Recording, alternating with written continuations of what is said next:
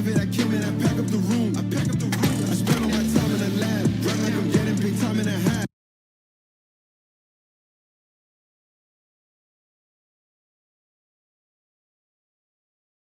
We finally made it, I know that they hate it. We cat is right out of the bag. The timing is right now, right now, right now. Just watch how I move, right now, right now, right now. Just watch how I move, can't wait, I need right now. Just watch how I move, just watch how I move. Hate it, I love it, I kill it, I pack up the room. Keep your eyes on the clock. You might miss on your chances to rise if you blink. Got a vision, your way to the top. The chamber alert, attracting the things you deserve. Just know I do this on a regular. The hustle keep calling me up on my cellular. 5 a.m. stuck, high and the rest of them sleeping. That's why I'm still all the way up. I cannot be top, block, hand on the clock. Marathon running and making no stops. I came from nothing, my days on the block. This just is why I just gotta do it. Right now, right now. Just watch how I move. Right now, right now, right now. Just watch how I move. Can't wait, I need right now. Just watch how I move. Now. Not me, not you, but I feel overcome by trust. We move as one, no walls won't be enough. We move as one, we stand as one, as one, as one. Now hand me the hammer. Acho que vai ser realmente uma experiência surreal, assim, uma experiência única na minha vida.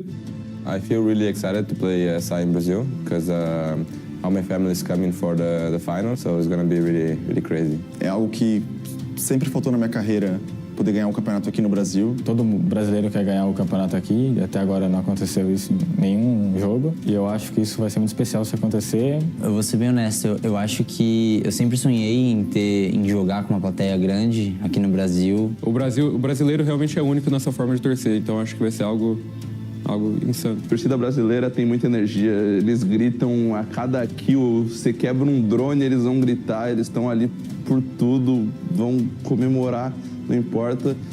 E é tudo que a gente quer estar naquele palco ali para escutar essa torcida. Todo mundo tá falando muito da gente, falando que a gente é o favorito pro campeonato. Eu acho que a gente sabe disso, a gente sabe o quão a gente é bom. Realmente, o pensamento de ganhar o Six Invitational e ganhar 3 campeonatos seguidos vem um pouco à mente. E se a gente conseguir fazer isso, realmente a gente vai conseguir entrar para a história do Rainbow Six. Então vamos para cima, o Brasil vai ganhar com certeza. E é isso, conto com vocês. Então vamos curtir bastante, torçam aí pros seus players favoritos, que vocês acompanham há anos aí, e vai ser muito divertido. My name is Faiz. My game tag is Jalad. I'm with Team Falcons and I play as a flex. We are really happy that we made it. It's our first time for the MENA region to qualify for the SI, and we're really excited and hopefully we do well. We had a little bit of change in our playstyle, of course. We learned our mistakes. We're getting better, and hopefully this SI we will prove it. The group we're in is Sonics, Cars, Lost, and Fury. They're all good, very good teams. I don't think there's a top team from them. They're all very good, and we practice for them all, and hopefully we do our best.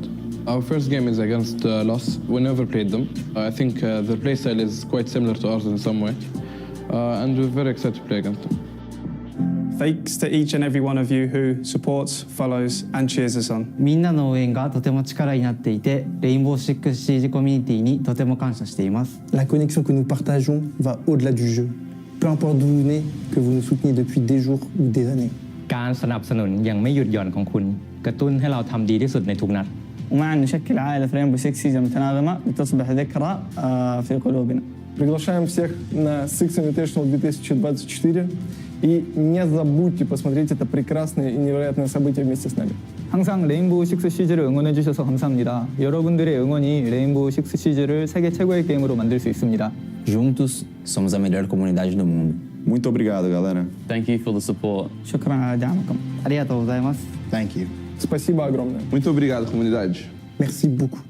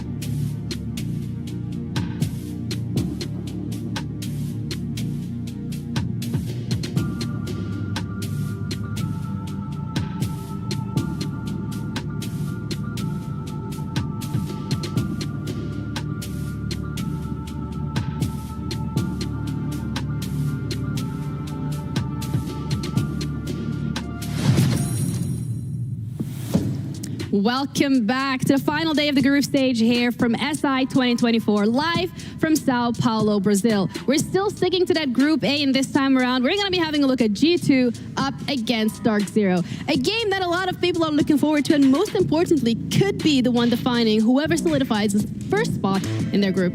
Oh, both these teams are fan favorites, and the energy in here was pretty good. Both teams were playing their own different types of music. It was like a dance battle was about to break out.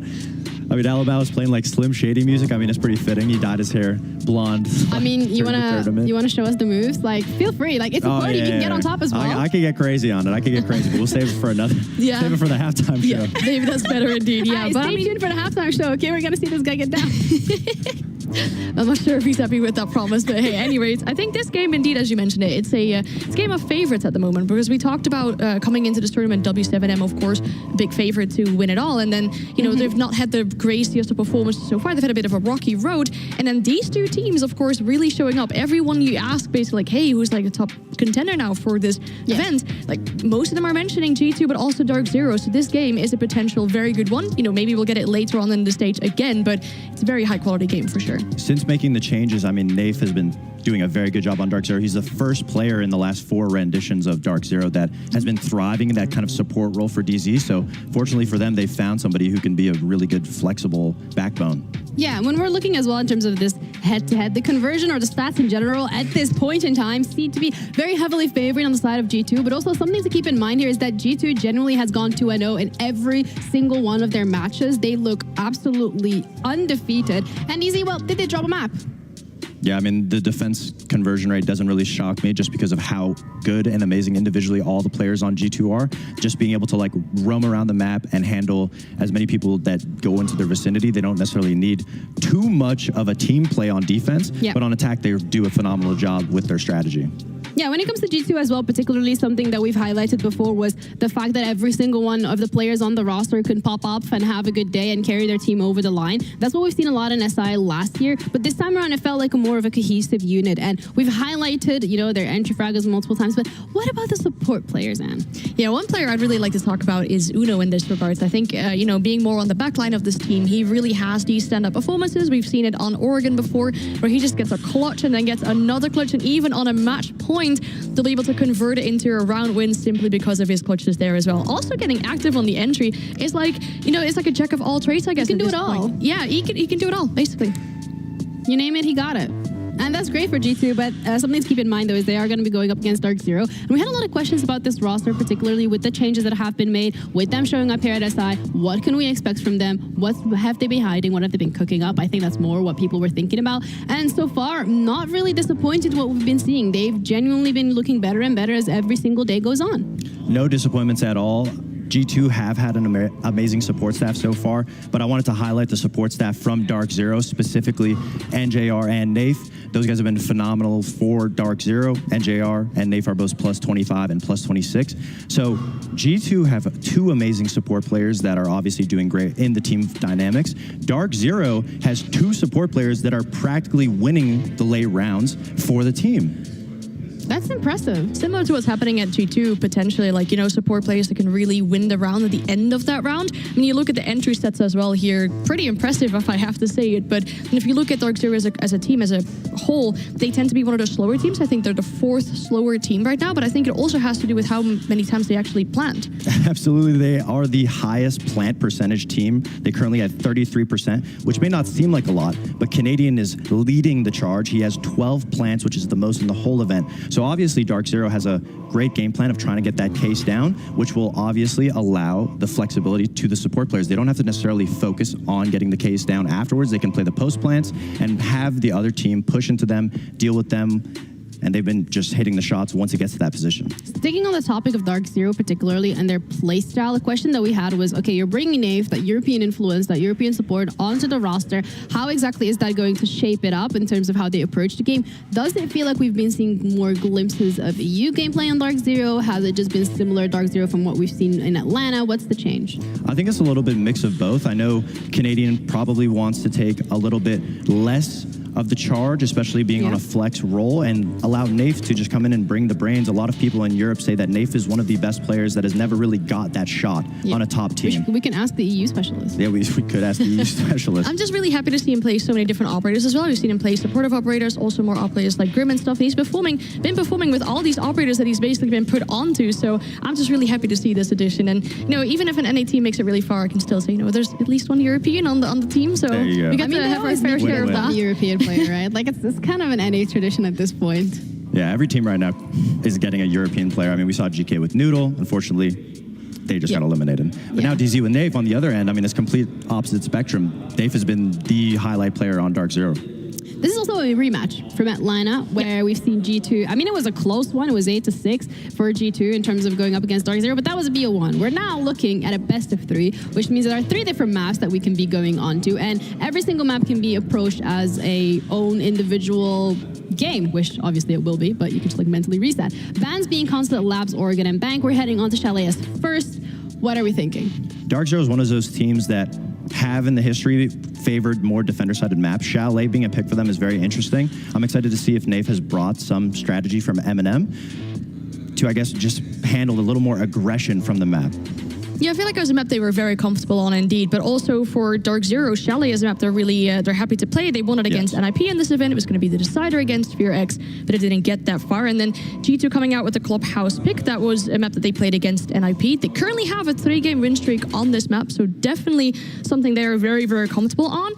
Oregon, unfortunately, not in the play. That was the map that was played in the best of 1 in Atlanta. It was a very close game, so that even says that, hey, maybe this game is going to be just as close, because if you win it, The trash talk's coming out. But we have Border as the side. Likelihoods of this going to Border, though, considering that both of these teams seem to be the most equally matched in this group, what are we thinking? I mean, Clubhouse and Border are notoriously known to be NA favored maps, so G2 leaving them both up, obviously they're both comfortable, but I think it'll be a real big battle of adaptation. And I love the energy from Dark Zero. I've never really seen that just like screaming before. That's very uncanny as an NA fan. I mean, so that's interesting. The trash talk. Yeah, because you guys usually can't really back it up, but this time around you're doing great. Oh, I mean that's fair. That's fair. We are doing pretty good though so far. So okay, can't complain. I'm gonna chill with the NA days. I'm sorry, but I think something to highlight here as well. These two teams being the most closely matched. I think initially we were thinking it was going to be NIP and G2 that are going to be battling for that #1 spot, but now it seems to be Dark Zero G2. And with the map picks that we have, this could be a really interesting series. It most likely will be. I think something that you touched upon as well earlier, Anne, was the fact that when you were speaking to people and you're like, okay, who are you most likely going to see in those live?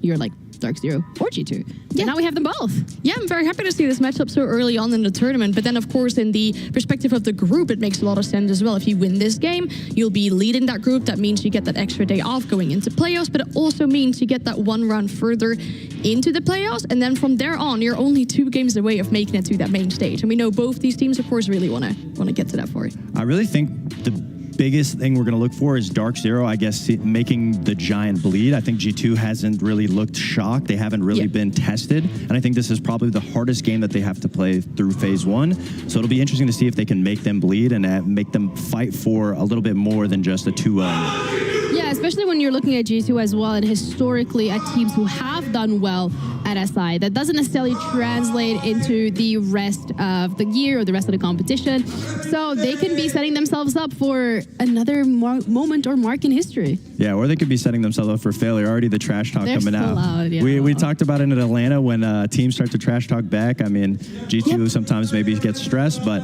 I think they're definitely very confident right now. Yeah, that's something that we touched upon very early coming into this tournament, and that was like that mental warfare aspect from G2, which you can like hear right behind us right now. They seem to be settling into it because they were pretty quiet. Yeah, I mean, they're growing into the tournament so far, but something that I'm really happy to see from G2 is that they're able to adapt to whatever is being thrown at them. If the enemy plays really passive, they'll make sure they get everything sorted out. The enemy does not allow, if the enemy's just sitting there, they'll wait. Sorry, if the enemy's pushing them, they'll just be like, okay, well, we'll wait. We'll not give anything away. I think that discipline's been a really big thing. We talked about the fundamentals a lot on the side of G2, but yeah, I mean, if you're performing that well, then I guess you're allowed to get vocal in a way as well. That's okay. Yeah. But like Dark Zero has been performing pretty well themselves. I haven't heard them being loud. No, They were? they're pretty confident. I mean, right before they did their little chant, I haven't seen that yet. So to me, that is very eccentric from Dark Zero. All right, one of the most exciting matches that we have on today, battle for first in Group A between G2 and Dark Zero. And we're ready to head on to the first map. One major spot in this group has already been decided. Unfortunately, we bid farewell to GK. The other major spot, though, Pengu, of course, is the #1 spot. And we've got the two #1 teams in this particular group. Yeah, and honestly, when you look at this group going into it, I don't think people are too surprised about G2 and Dark Zero being the two teams fighting that first spot, but I will say how they got here has been a bit of a surprise. G2, reigning current Invitational champions, holding that hammer.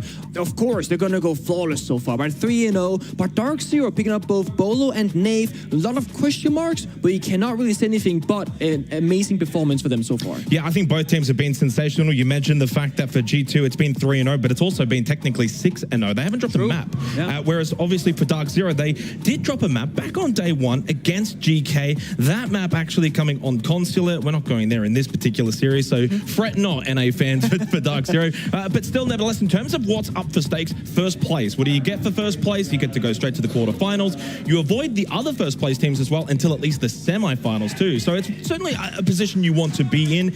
And for what does Dark Zero need to do? Simply win. Even winning in a 2-1 scoreline will be enough, because they would then have the tiebreaker to overcome that one map deficit.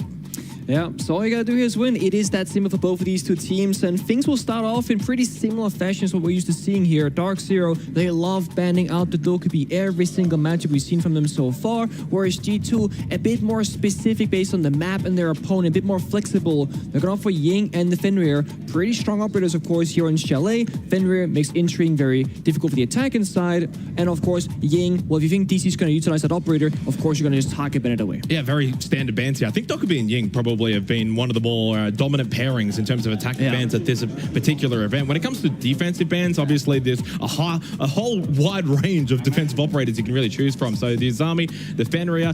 I've seen some teams have been electing to bring Tuburai a little bit here on Chalet, especially for basement. So I don't know if we'll see that, but it's not a prominent factor on this particular map as it is on others. We go ahead to Chalet first, of course.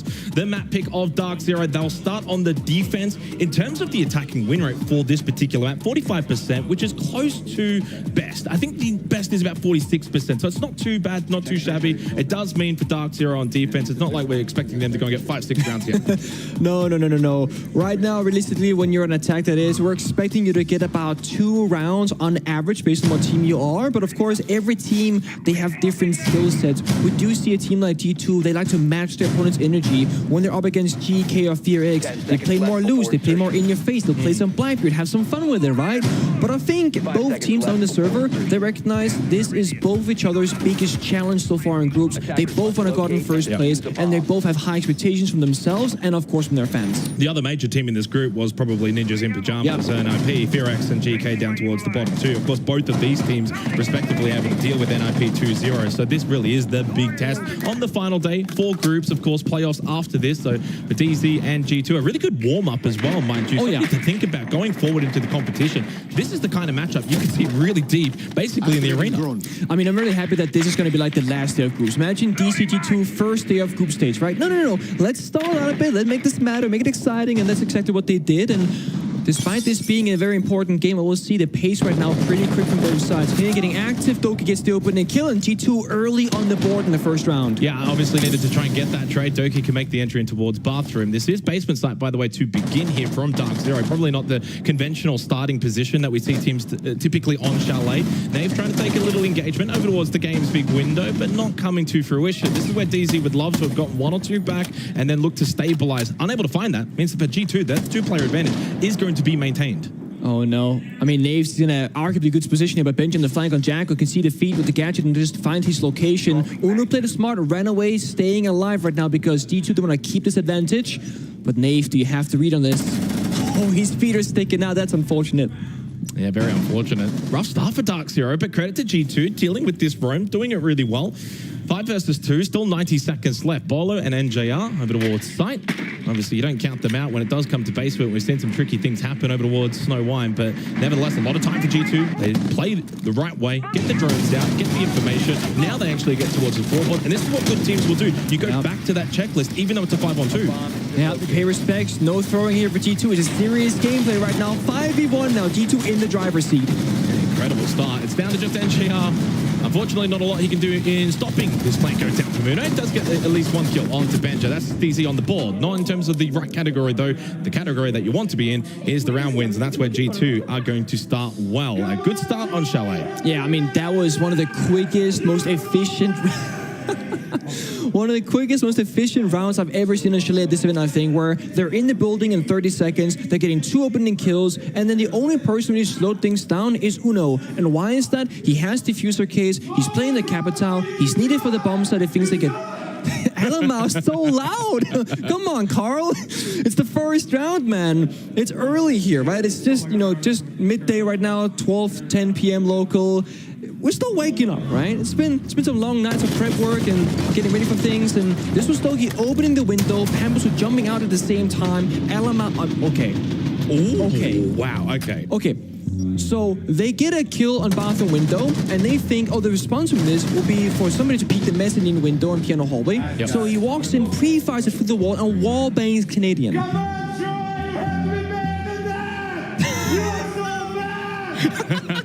You can't wallbang someone and say you gotta be better. You're so bad. He couldn't even fight back. No, come on. Canadian had something else to worry about, but I mean, in that instance, at least for G2, really solid start. You can feel what that's going to mean for them. And 1-0 start on Chalet attack. They're not the best attacking team. In fact, one of the best attacking teams has been Dark Zero at this tournament, rated the second highest when it comes to their attacking win rate. So at a map like Chalet, that can really open up in that second half. So even if G2 do well here in the first half, Dark Zero is not really renowned for their defense at the tournament. Only 67%, certainly on the lower end. We're seeing teams up to like 80% Pengu. So for Dark Zero, this is not really the half that they have to probably win. I think even like a 3-3 would be fine for them. But good signs from G2 to begin. We do slow it down a little bit because we do go to bar games, a little bit more conventional compared to basement. Also, the attack labs is the same story. Nomad, Brava, etc. This is an attack lab that wants to slow things down, hack those cameras, to set things up, and a good team will play, either fast or slow, but a great team will change between that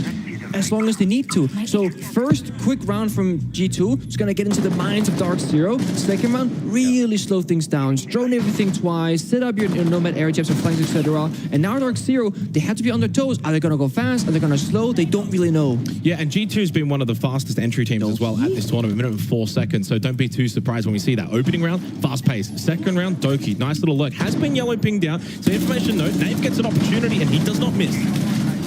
Ninja should be a free kill. Nave pays respects, takes the corner. Canadian also good for 1. Dark Zero now with the 2 opening kills, just like G2 in that round prior. Yeah, and it's so far really solid and stalwart defense from Dark Zero to begin with. No trades come through from G2. Tried to kind of just lurk in, try to get some pressure. Didn't go for that more conventional either sweep across or pressure top library. Virtue now just repelling on down.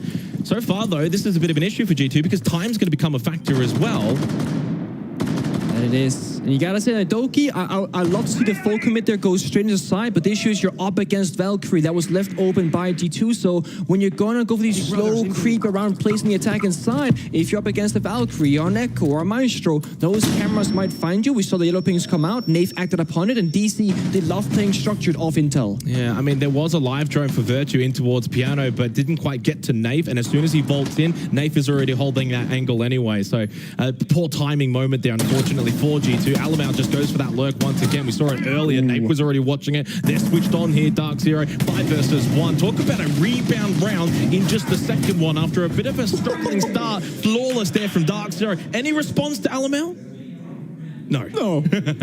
I mean, the funny thing about Troy is that you never know which version you're going to get. Either he's going to be screaming his lungs off, talking so much smack, or what we saw right there, just fully composed. But I think when you're in this new environment where you have Nave and Bolo on the roster, it's your first time together, first land, etc. While Nave and Bolo are experienced, it's not about Troy getting loud for their opponents right now. They got to focus on the new system they've implemented and just make that work. Yeah, interesting round though, because I think for Dark Zero, when you kind of look at bar games on Chalet, it can be rather conventional. Hold position, watch position. This is your job. Take care of this. But it was really just kind of Nave's position there where he was like, I'm going to make sure no one's going to be able to lurk in, push in towards bar. He catches them off guard, opens up that hallway. Really good job, I thought, from DZ to then not get too over-aggressive. Something they maybe did a little bit in round 1. Oh, Canadian. maybe you took that personal and saying you're so bad when you got a great gunfight kill there. But if you haven't seen DC play yet in this tournament, I think you are correct to say that Nave is like the pillar of this team. Not that he makes or breaks it, but he's always in the middle and being like, okay, who can I help right now? Always that arm reaching and say, okay, Troy needs a frag, like a refrag, I'll go help Troy. Bolo's in a bad spot, I'm gonna save Bolo. He's never himself he doesn't put himself in danger, but he helps people that are in danger. Yeah, real switch up there, at least in that last round. DZ opening round, aggressive, going for vault outs, trying to get some early kills. And then this time around, they were very much more in control of the map inside of the building. So 1-1, perfect start, dream start. We kind of want that from these two behemoths of these teams in terms of probably we don't really want to see a whitewash. No one wants to look at this matchup seeing it turn into a 7-2, 7-3 kind of territory. Flores being picked out here by Alamount. That's going to open up some good verts as well, of course, as we go to kitchen and dining for the third round.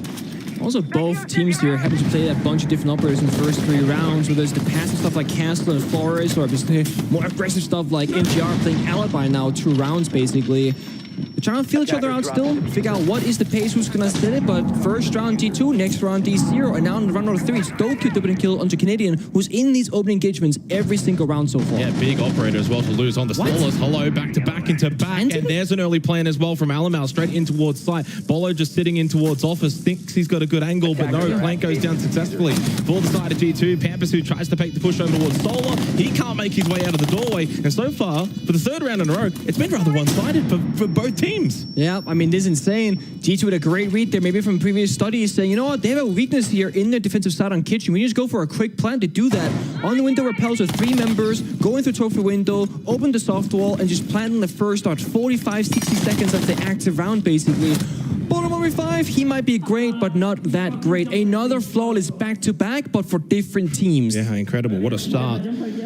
Back-to-back, and so far both teams have had success on Chalet. It's G2 though, 2-1 up. Really quick attack. Again, goes back to that 104 kind of entry time, 60% entry success rate. I mean, they're a very efficient team when they attack. Again, it's not like the highest win rate percentage for attack, but they're probably the best when it comes to efficiency and time as well. And you could clearly see that on display in that last round. Oh, absolutely. And you know, we can make a lot of jokes about G2, how they won invite last year, and then they really bombed out domestically, internationally, didn't make it past quarters, didn't really go anywhere of significance, and then all of a sudden, invite comes around again. It's like, okay, we gotta defend our hammer, we're gonna try and go back to back, and it's a new G2, a different performance than the regular season that's shown up so far. And we can argue that, okay, GK, NIP, you know, FearX. Fucking jumped out at me. What up, Paul? Not the toughest opponents for G2 so far, but imagine how well they're warmed up, right? They're being plowing through the competition, 2-0s, and they're feeling good. They're feeling so confident. In fact, this is their 3rd time playing Chalet. They will go up on Chalet on anybody because they're so comfortable in their own capabilities and their own strat and prep work that it doesn't matter if you're FearX, GK, or Dark Zero. And so far in the first 3 rounds, already up in a round lead. Yeah, and it's a total flip as well for G2 when you kind of look at their map pick of Clubhouse, the map we haven't really seen from it. So it goes to that workshop territory. Hello, Nave. That's a nice little pick over towards the game's window, and that's going to be Uno falling early. So again, we continue this little roller coaster of rounds. It's G2, then it's DZ, then it's G2, now it's DZ. In terms of the opening kill here, good start for Dark Zero, especially on this basement side. Bolo down towards bot west main stairs. He's got entry over towards Boiler, and it is being watched, understanding that, again, for G2, they like these fast entry pushes. Doki in towards Boiler already does kind of probably say that they want to go fast in towards Wine. Yeah, but Benji is there with a drone, just saying, you know, Doki, this might not be clear in your ace this time, so please don't die early. We need that heartbeat capability, and they will join out that player on West Main Staircase, force the movement. Now G2 with that loss of Uno early on, they will start to slow things down. Almost very alone here. One-on-one, Alamau Gumai gives away the position on the vault in. Nice shots coming through. It's a 2-on-1 actually with Amberzo and Canadian both holding this top layer position. 1-for-1 trades elsewhere. Doki winning that battle over towards site. In fact, he's towards storage already. A couple of bees buzzing from the Hive launcher utilized by Benja before going down, who did lose his life on the main breach. At least they've got good pressure both sides of the map here. But Panbazoo does get the kill onto Vertu. Canadian is aggressive, but it is also successful. Alamau to fall. And as the opening 4 rounds have now gone, another one-sided affair, this time for Dark Zero, down to just Doki. Despite good positioning, despite getting a kill, all that has been for naught. He's been on site for like 40 seconds, by the way. They have no idea. They try and plant Doki, see what happens. There's Evil Eyes, they got intel now. He's not in the best position. Too much utility, that still needed to be clear.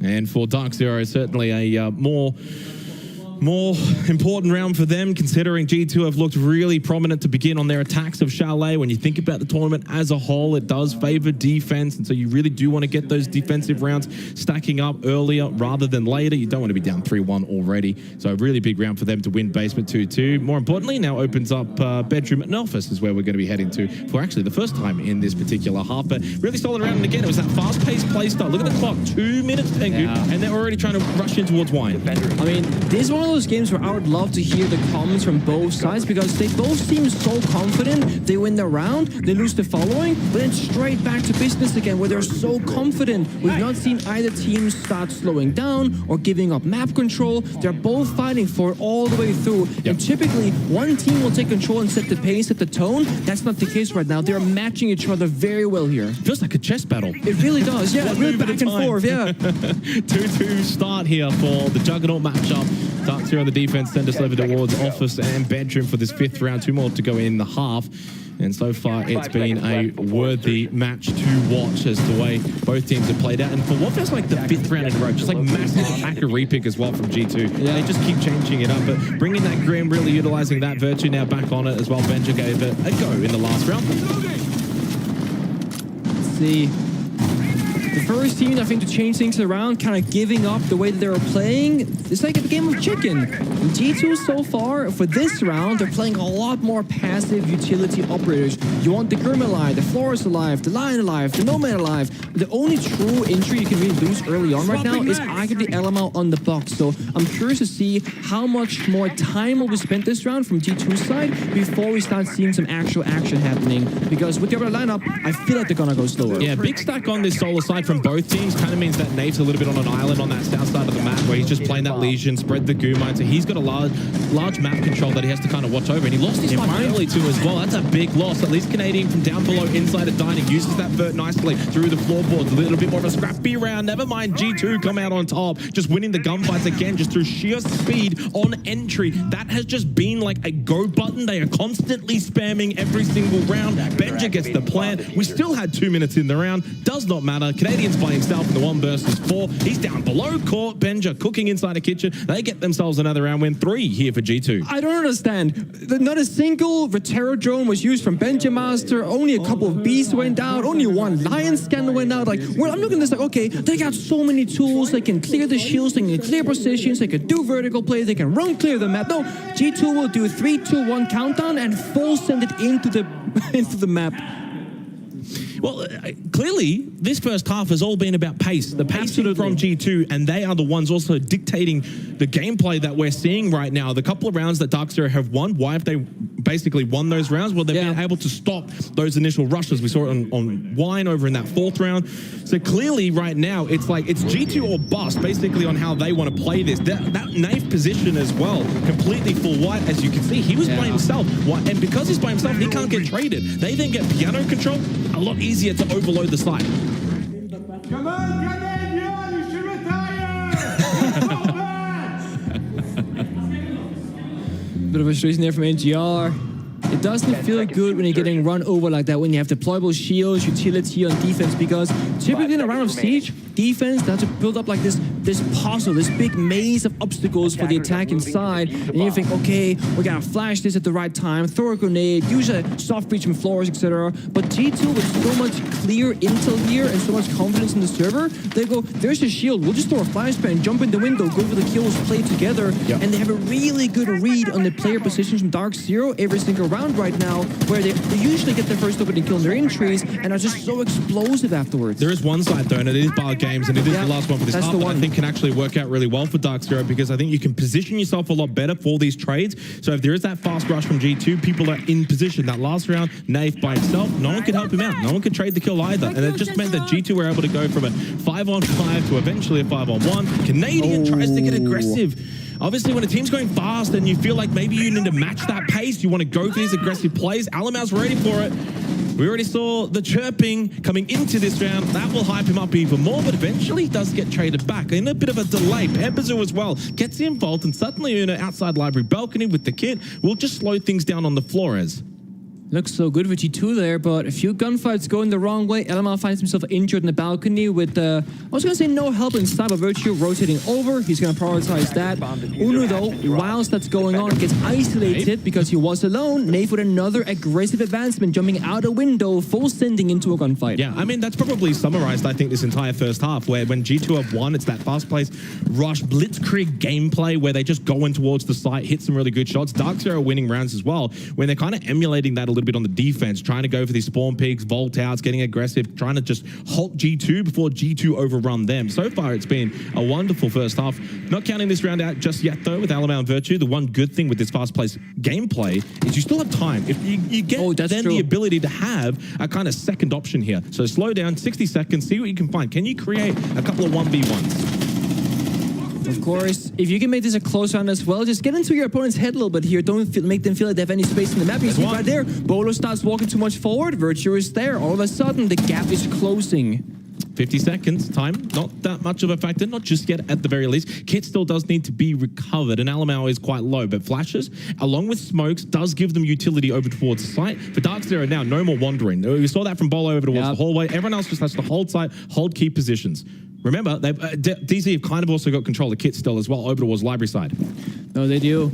So now G2, they got a problem solved. Yeah, hatches, they aren't even open up for you, buddy. That is too bad. And yeah, 2 smokes, 3 flashes, but is outside the building. Guman takes that out even further down that health bar, and now things are getting a bit dire because DC, as you said, just waiting in those prime positions. Flashes go out from Virtue, has to make entry, needs to make contact. Does so. That's another one for Virtue. Now on 2 versus 2. Drop down, Guman need to pull that out. Low on health, and the Barstock fight has been won. Nicely done from Pambazu and Nave, but talk about a little comeback there as well for G2 to salvage that round, get it towards the final stages, and for what felt like maybe the first time in the half, Pengu, we had a bit of a close affair. Every other round was like a 5-on-1. I gotta say, that's gotta be one of the fastest Chalet first halves ever. Every round is over so quickly, action happening so swiftly.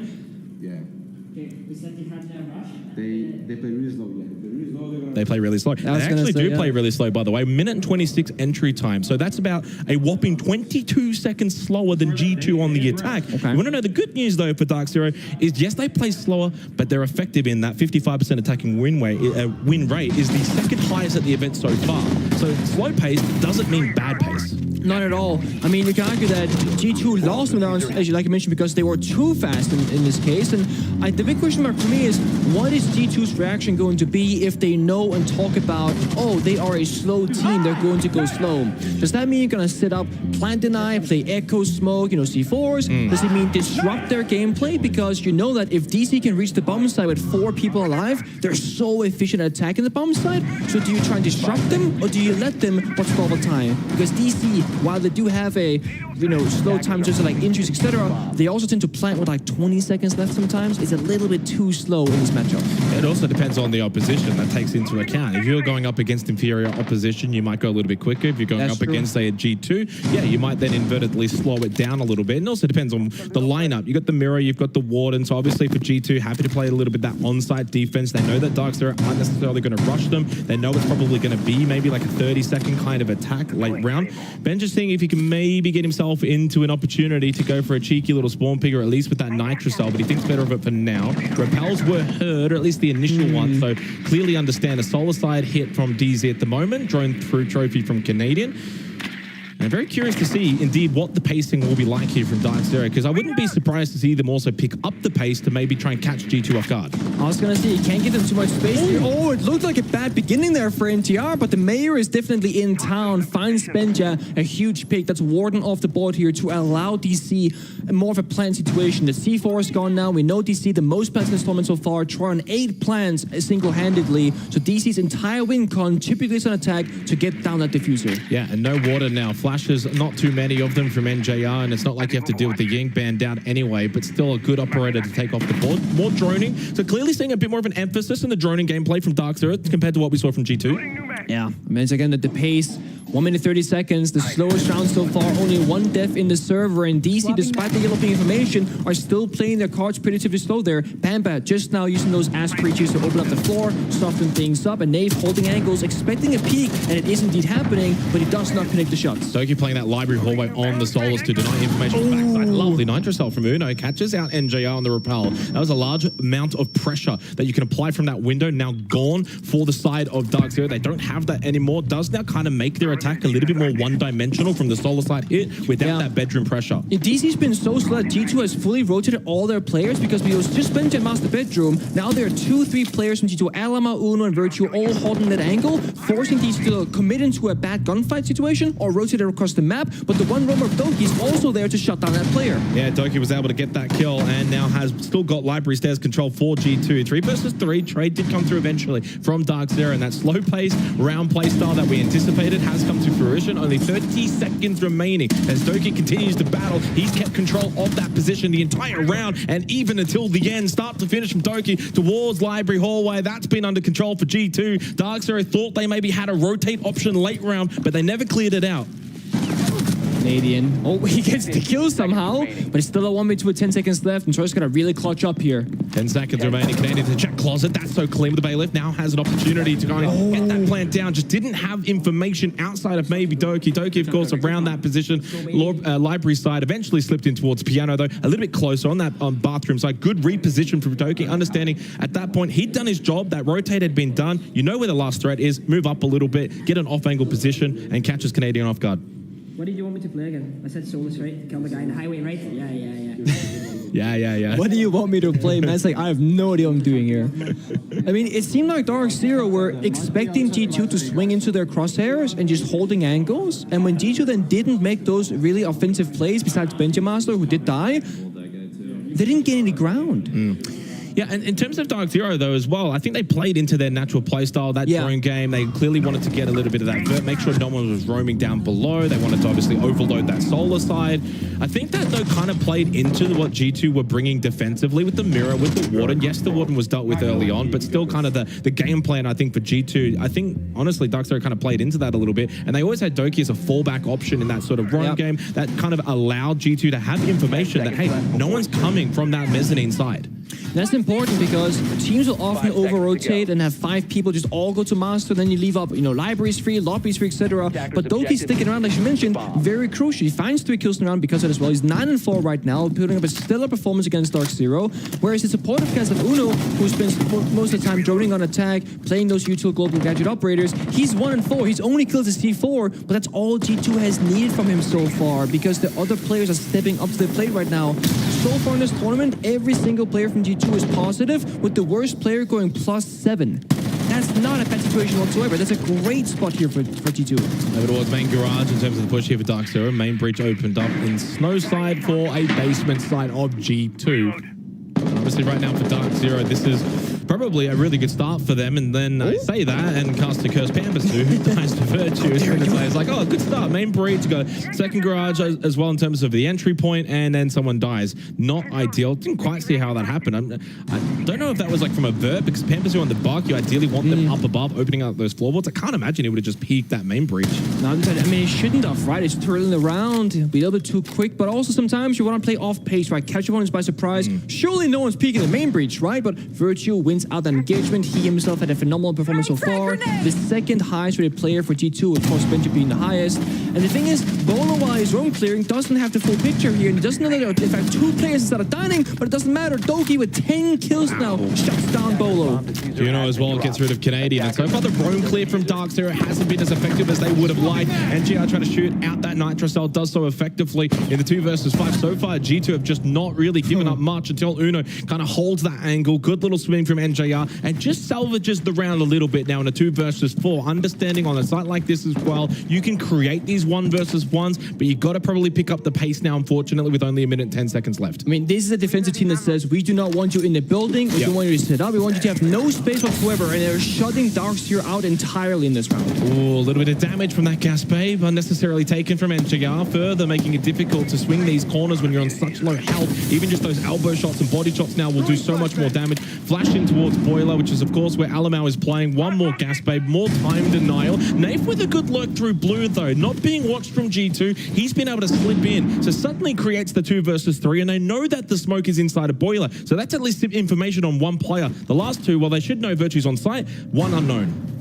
They could actually go for plant here. Only downside, no smokes in the NGR, no flashes either. So utility-wise, not much to work with. Help-wise for DC, not much either. In G2, they got Doki in the solos. He can see where and when the plant will go down, and he can communicate that to his teammates, and then they can try and isolate on it. Doki also has those 2 impacts as well that might be needed here and will do a lot of damage. If they can't quite get the angle, throw the impacts in. That will do enough. Of course, with the solos, you can find the planter, calls out the information for Virtue. Nafe's going to get that down, and that's going to be it. Virtue just gets all 3 of them. Obviously, as soon as Doki just pulls out that scanner, it's like, time. Hey, they're planting, their time, he's ready, gun up from Virtue, gets the 3 kills in the round, and G2 take a lead here for the first time, really. I mean, they've had 1 round leads, but for the first time, a bit of separation. Proper lead. I was going to say, this is the first time that a team has won 2 rounds in a row. Yep. It's been back and forth, 1-1, or 1-0, 1-1, you know, 1-2, 2-2, etc.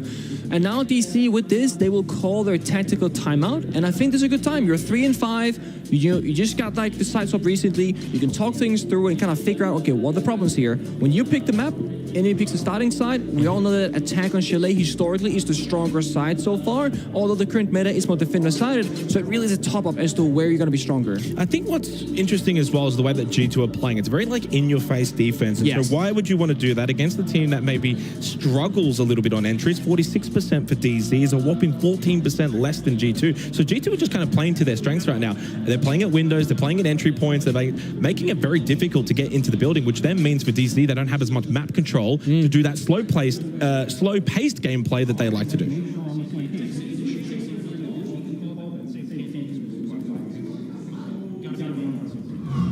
The same there, Troy saying we gotta make, oh, that's how Bambus died. We gotta make sure we're on the same page here. We'll go at the same pace as well because things are falling apart. And I mean, we see it here. They're losing members to really awkward situations. Pamela getting one tap from across the map. You know, Bodo getting sworn inside our west main, completely alone, isolated. And it's not like if you're on a room-clear kitchen dining, why not send the guy top floor master bedroom, open the hatch, open the floor if you're Buck, for example, or a Sledge, and then help your roamers clear the map from 2 separate floors. Yep. It's very, I would say, like simple style for Dark Zero, and G2 is just playing like a level above. Interesting there at the end there for Virtue. He would have got that call out, plants going down behind the bins, but the pro players at that level, they're not just going to be like, okay, I rush over. They're like, I know there's another guy who's going to help that guy cover plant, so I'm going to try and hunt him down. I know you're coming down 5 play stairs anyway. You'll be able to deny the plant. So really good team play. Virtue then gets the kill in wine. At that point, there's only 1 left, the planter, and he swings over, 3 kills in the round. So really solid round from Virtue. 5-3 lead for G2. You heard it from Canadian. They need to be on the same level, same pace, and have basically the same plan enacted from all 5 members. I would like to see Dark Zero go for maybe like a single round of like really limited or like single or angle bomb site rush basically. Like for example, basement breach, open the main wall, rush in with like a blitz, a glass, etc., and make something happen. Nafe in this round on that bar attack is showing us the blitz gameplay, but Bolo dies early. Lion's not gone from action. They're also playing Brava. They're playing double heartbeat. So while Nafe is quick on the blitz, everything else from DC is screaming a slow take, and they lose their opening player. And Bolo, who's now 1-7.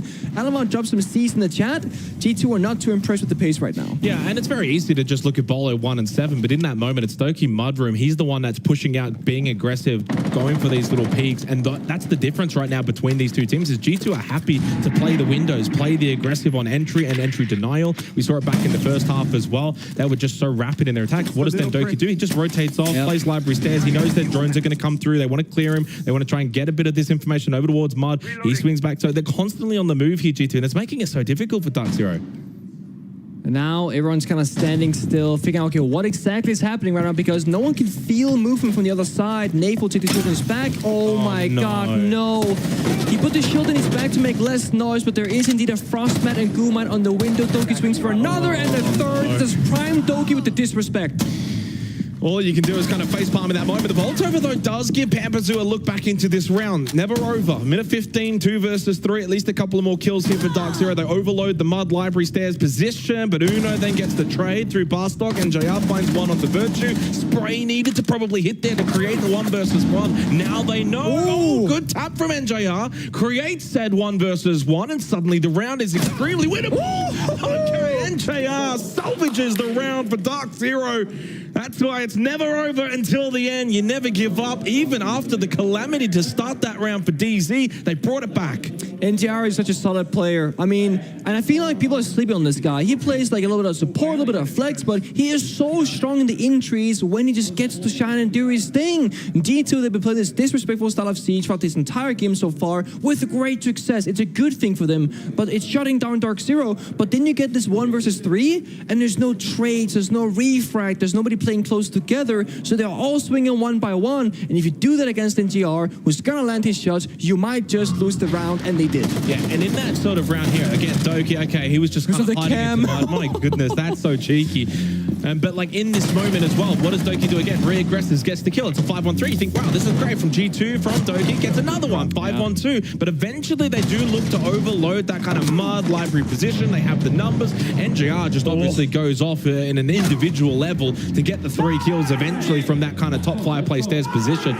But clearly, Dark Zero, they've been trying something. We didn't quite get to see maybe what they wanted to do with that blitz. No. Well, the blitz went down, obviously, to the Frostmat and the Gumai, but nevertheless, a really good round mentally for Dark Zero, because I honestly think had they lost that round in that fashion, then they're chasing 3 match points. Exactly. That is a real tough pill to swallow. If you call your timeout, you talk about what you gotta fix, you lose the round like in a really one-sided fashion, there are so many things negatively you can talk about, but if you clutch out like that, you go, guys, that round doesn't matter, we won it, whatever, go next. Yeah, reset so into the 10th real round. big mental win here, like you mentioned. It's so accurate.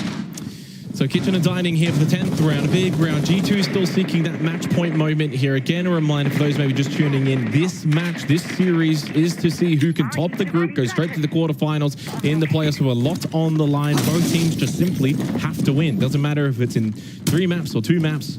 And now an entry for Dark Zero. And maybe don't be surprised that this does slow down a little bit, because we know that DZ do like to play a little bit of that slower paced playstyle. They've brought it back to 4-5, bit of that map-wide roam clear. And you can see already on, no early kills. No one's watching these windows. They've got to be a little bit cautious because they know G2 has been aggressive. Yeah.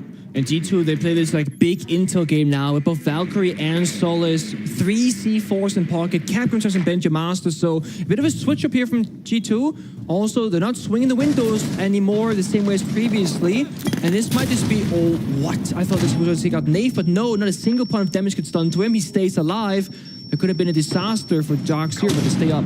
Very similar setup to the last time we saw this round, though, where Doki got library control. Nice opening kill for Alamount onto Canadian. They lose the Bs for the remainder of this one. NJR, the hero as well, can't survive it anymore. Pambazoo feeling the pump, but he got the kill back onto Virtue. Keeps it a 3v4. Look at Nave just go forward, though, playing off of the remaining hive launchers that were there from Canadian previously, and that has allowed him to push in from bedroom to closet. A little bit of Vert control here for Dark Zero. Again, remember, it's Kitchen and Dining.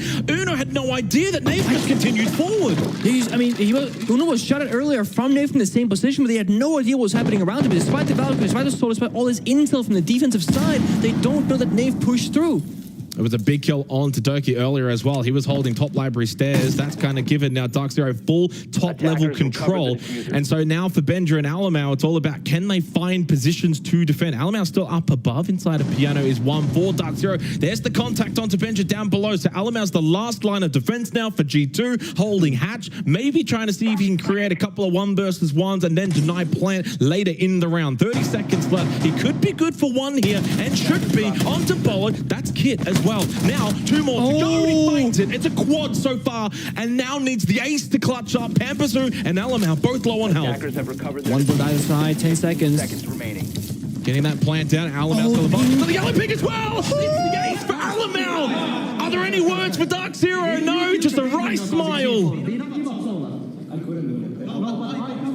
Immediately into fixing the problem from Uno here. That is good old G2 at their best, where you might have won around with a clutch, but there is recognition that mistakes were made and massive gaps were had. Uno was the player on Solas who died to a backstab with no insult from G2's side. And I will say here, I've been praising Nave every single game that I've cast him so far. When I watch him in the green room as a talent member, but he massively sold the round for his team. You saw him playing that Mass Effect hallway, and you heard Alamal make a noise inside of office, and he did not make the call to his team. Guys, watch out if you walk in kitchen door right here. Nave was holding the angle. He knew that Alamal was there. So he's gotta say, guys, walk into dining. It's safe in that position, or don't walk into the primary kitchen door, but the secondary. That was not communicated, and it enables, it opens up that clutch for Alamal. And in that moment as well, Kit goes down, not a great position. So you want to play behind the bomb chassis so he didn't get spotted from the hatch. You know he's got Vert up above, but then there's a Valcam on site watching. Yellow ping, easy win for Alamau. 6-4 G2 have certainly had the edge here on Chalet. The map pick of Dark Zero are about to take it away. 2 more rounds for Dark Zero to send us now to overtime, and they will be kicking themselves, Pengu, because they would have felt they should have won that round. A very good comeback for G2, courtesy of an ace from Alamau. How does this one continue? Oh boy. It's frustrating, isn't it? So many small details on both sides, you know, defining the rounds here. But individual performance from G2 cannot be underestimated. Alamau, Doki really stepping up here against DC. And on the opposition, it's more of a team effort. 7 kills in JR, 8 Panda, 5 kills in 10 in Nave. No one's really standing out here on the positive side of things. And now if you're Dark Zero, your mental, your confidence has got to be a little bit shut off those rounds not going your way. So I wouldn't be surprised if things will go a little bit slower right now. As you see, in JR, holding angles, Panda, holding angles. No one's really being a playmaker. DC wants like a 5v5 clean round to get closer. I think that's the natural progression, right? Yeah. Where you kind of feel like maybe there's that pressure will slow it down. But I think for Dark Zero, I wouldn't be opposed to maybe just seeing them pick up the pace when it matters on the execute. I'd like to see maybe Pampazoo try and get a good lurk position on the Nook hit site. Yes, they'll do their drone game, especially playing into the shock drones of Canadian, try and clear out some of this utility. But I think DZ have probably, one of the lapses for them has probably been their time factor, and also probably dealing with some of these roam players like Doki, who's 12 and 6. He's been a menace. He's had basically freedom to run around the map. Canadian really solid in just waiting and watching, knowing G2 like this roam game, especially on basement. They know that Doki's been running around. Let's just hold a good angle on one of the rotate options over towards trophy side, catches him out on the solos, advantage DZ, although Pampazoo is down, not too sure if he's in a position to get brought back up. Yeah, it seems like this time that, okay, Doki's always a problem in the late stage of the round, so this time let's shut him down first. Again, no idea how Pampa got injured there. Might have been a C4 from Uno, I imagine, or something like that, because he doesn't have it any longer. And Benji is fishing with a second one as well. So something is up here on the library side of the map, but it doesn't really matter. Pampa's back up, 20 HP, a minute left for Dark Zero, and then focus immediately back to that backside. Kitchen, dining, big garage, but Alamau with the extension instead of boiler, almost gets shut down immediately, and that's a big moment there for He's got no more gas babes either. He's out. He's gone, yeah. So there's only 50 seconds left, sucking towards boiler. It does have the rotate available if he does want to back out of that position. But he holds, even low on health, maybe anticipating that Dark Zero won't think that he'll still be there when he's got no gas babes and he's low on health. You could probably think he'll fall back to sight. He holds the close angle momentarily. 30 seconds left here for the final push here. Dark Zero needing to win this round to keep themselves alive on Chalet. They're rotating again back and forth. DC a bit unsure. They don't know exactly what they want to do here, but they're saying, you know, okay, down the hatch we go. 20 seconds. Smoke goes Canadian first man down perhaps here to start things off for DC. Who knows? I think in towards Mud might be a factor late during this round. Keep an eye on that one. Drop down successful. Yes, Virtue took a lot of health damage, but he is still alive. Nice little double swing push in towards Boiler. Canadian towards default opens it up. Can get this plant out successfully, but yeah, there is Uno coming in late to deny, but being watched by NJR. Really solid team effort. Just has to deny Virtue. Can't from that angle though on the wrong side of the field. 4 versus 1. Dark Zero with the plant, and Virtue, as good as he's been, surely not from this position with so low health.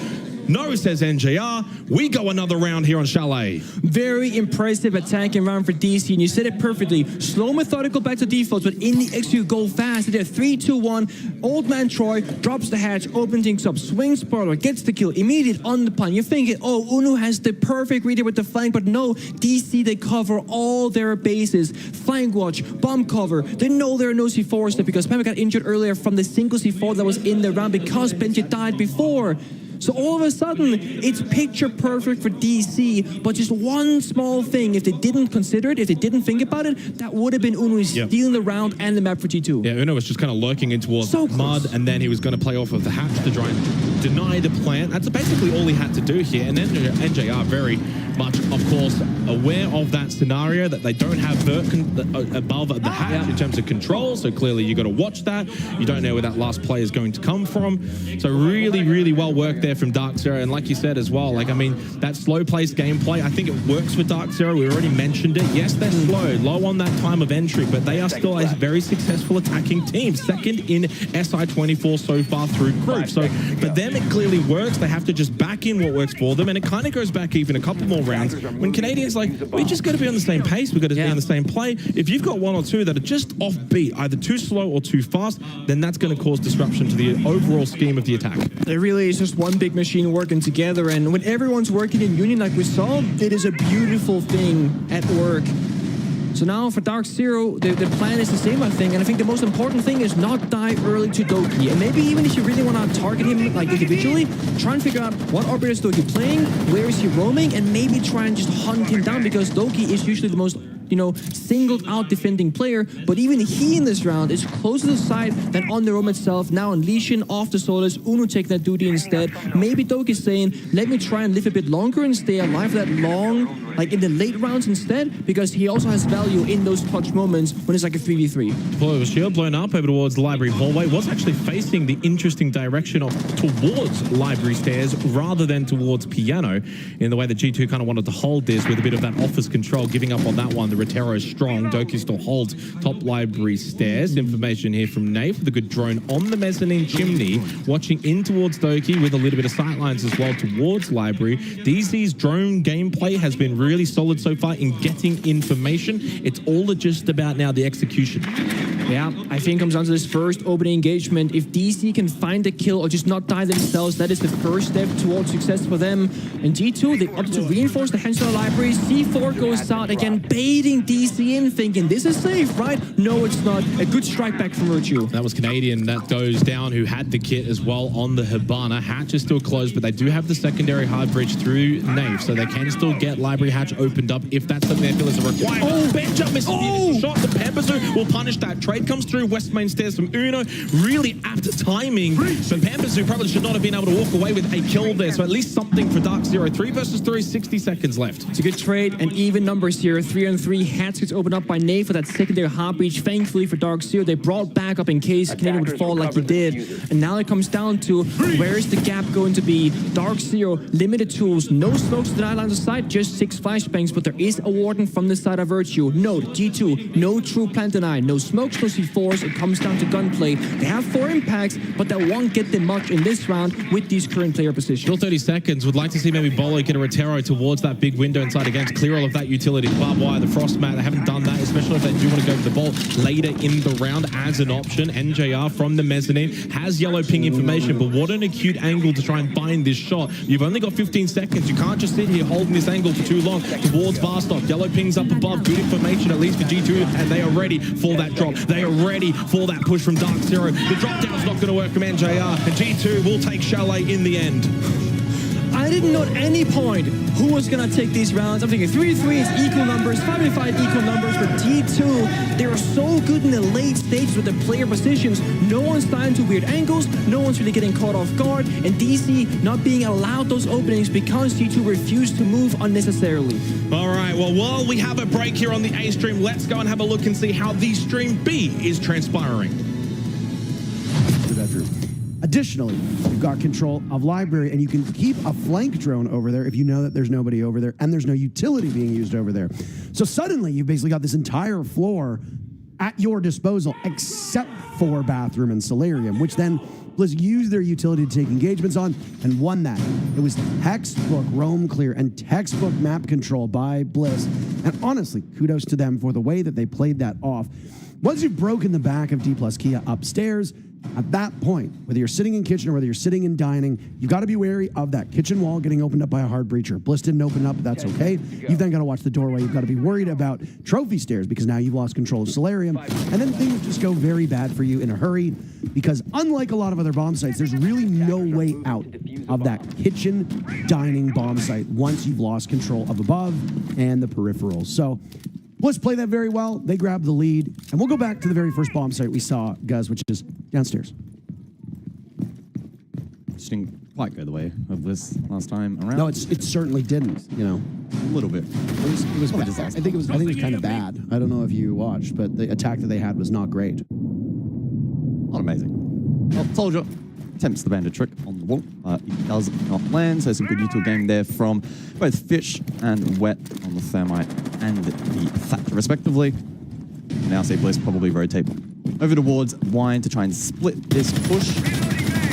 Coupon approach. I don't know if Bliss are necessarily going to lean into a heavy play, and I know it's something that we've been commenting on a little bit throughout the first quarter of this particular match, that they're electing not to play the buck or the sledge.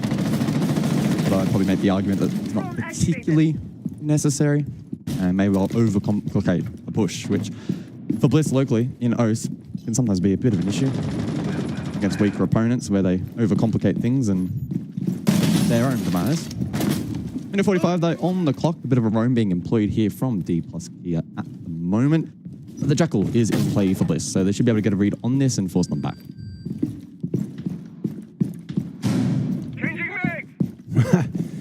I mean, hey, if you can't get coated from his roam, you might as well bring a Jackal onto the board. Look at the operator bands, the Lion banned out by D+ Kia, so that's one of the globals that Bliss won't have available, but obviously the Dokkaebi is not a terrible decision either. Just as we saw in round number 1, D+ Kia will get the lead off pick. Brendo dies, and it was a hard breach that died early, if you recall, back in round number 1 as well. It's not a good situation when you don't find yourself in a good situation when you lose one of your hard breachers first. You have to wonder why somebody like Brendo or Fisho Guy are even in positions to die first. Yes, not even my bias can cover that fault from Bliss. Mistake from them here. Thank you for having some integrity here. I appreciate that. Integrity. Integrity. Are we allowed to talk about that particular show on this broadcast? Probably not. Probably not. Well, 30 seconds. Thatcher's still in play. Fisher does have an exothermic, so they could route one. The back push here through Wine Cellar. I will say yes, being on top floor could pose a bit of a threat and flank potential. Oda is in position to maybe contest. Instead, though, now over towards the dining hatch, and Bliss will need to Hail Mary this final play. I don't know what Oda is exactly looking at. There you go. You'll drop. Blue is clear. Down goes Soldier. Wettables, you said, always good for more than one kill. Finds 2 so far. Oda on the board as well, but there's D-Mally to retake from main stairs. Wettables finds 3 kills. So here's your win con if you're Bliss. Wettables gets a 3K. Then you win the round. Very simple stuff. Yeah, I suppose so. Which is pretty interesting, right? Because you look at Wet obviously joining this roster not all that long ago in replacement of Jigsaw. There was a lot of discussion at the time as to whether or not that would be a worthy replacement, considering that he didn't have a lot of big experience in big teams locally. However, he has clearly shown up a 0.95 rating at Atlanta. Not horrible for an international debut. I think he's striking out nicely at the moment. I think a 0.95 rating is pretty good for a lot of players in his particular position, especially. That would have put him second on the team. So. I mean, like, OS is really hard to quantify. And I mean, obviously you call it OS. A lot of us as casters call it ANZ. ANZ? I'm not American. I don't say Z. I say it like the entire rest of the world. Wait, you're not American? I thought... Believe it or not. North American? I mean, technically are Brazilians Americans because this is South America.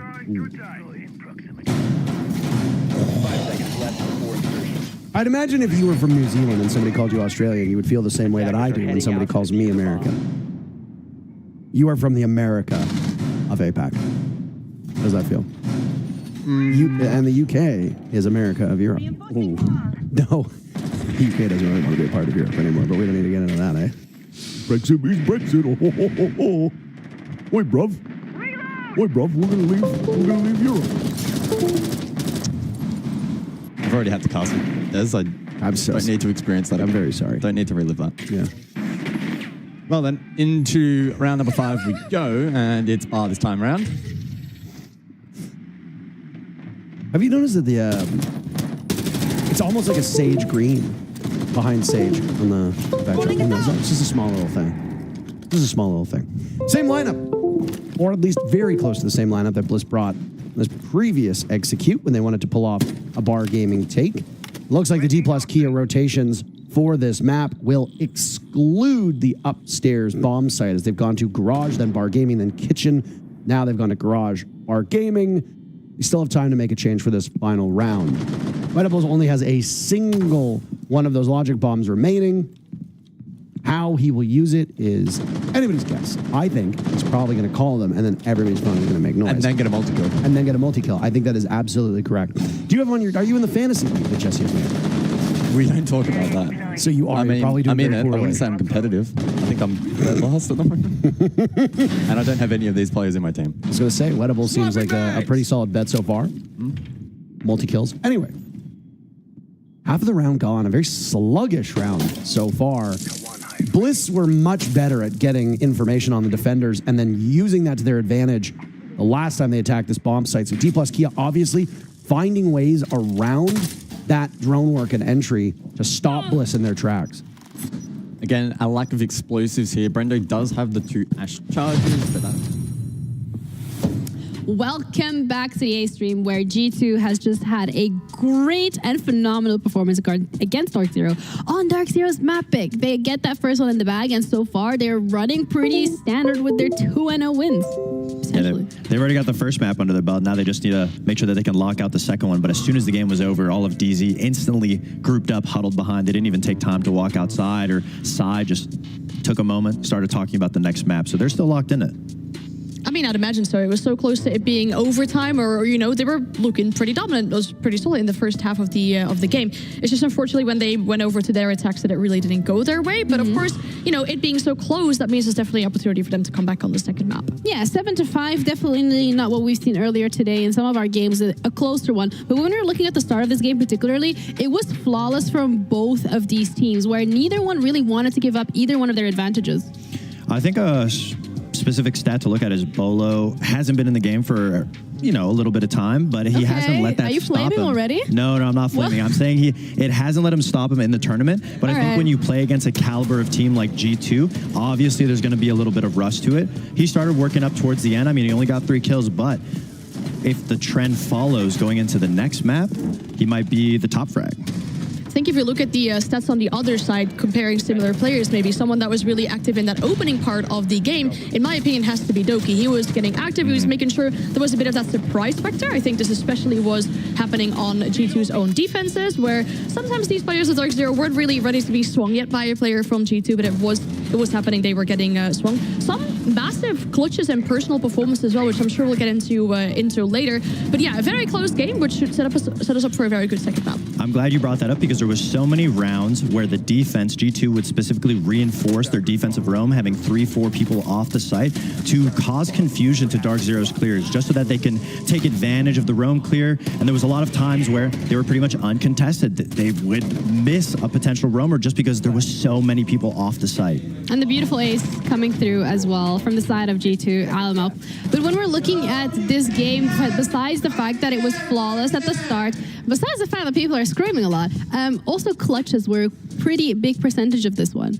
Yeah, we talked about, in front of this game, we talked about the support stuff, especially on the side of Dark Zero really stepping up. I feel like sometimes it might be a little bit skewed, whereas they're getting really the kills in, the entries in, whereas the entries are falling behind a little bit. But a really good moment to show that was the clutch that NJR had in round 9.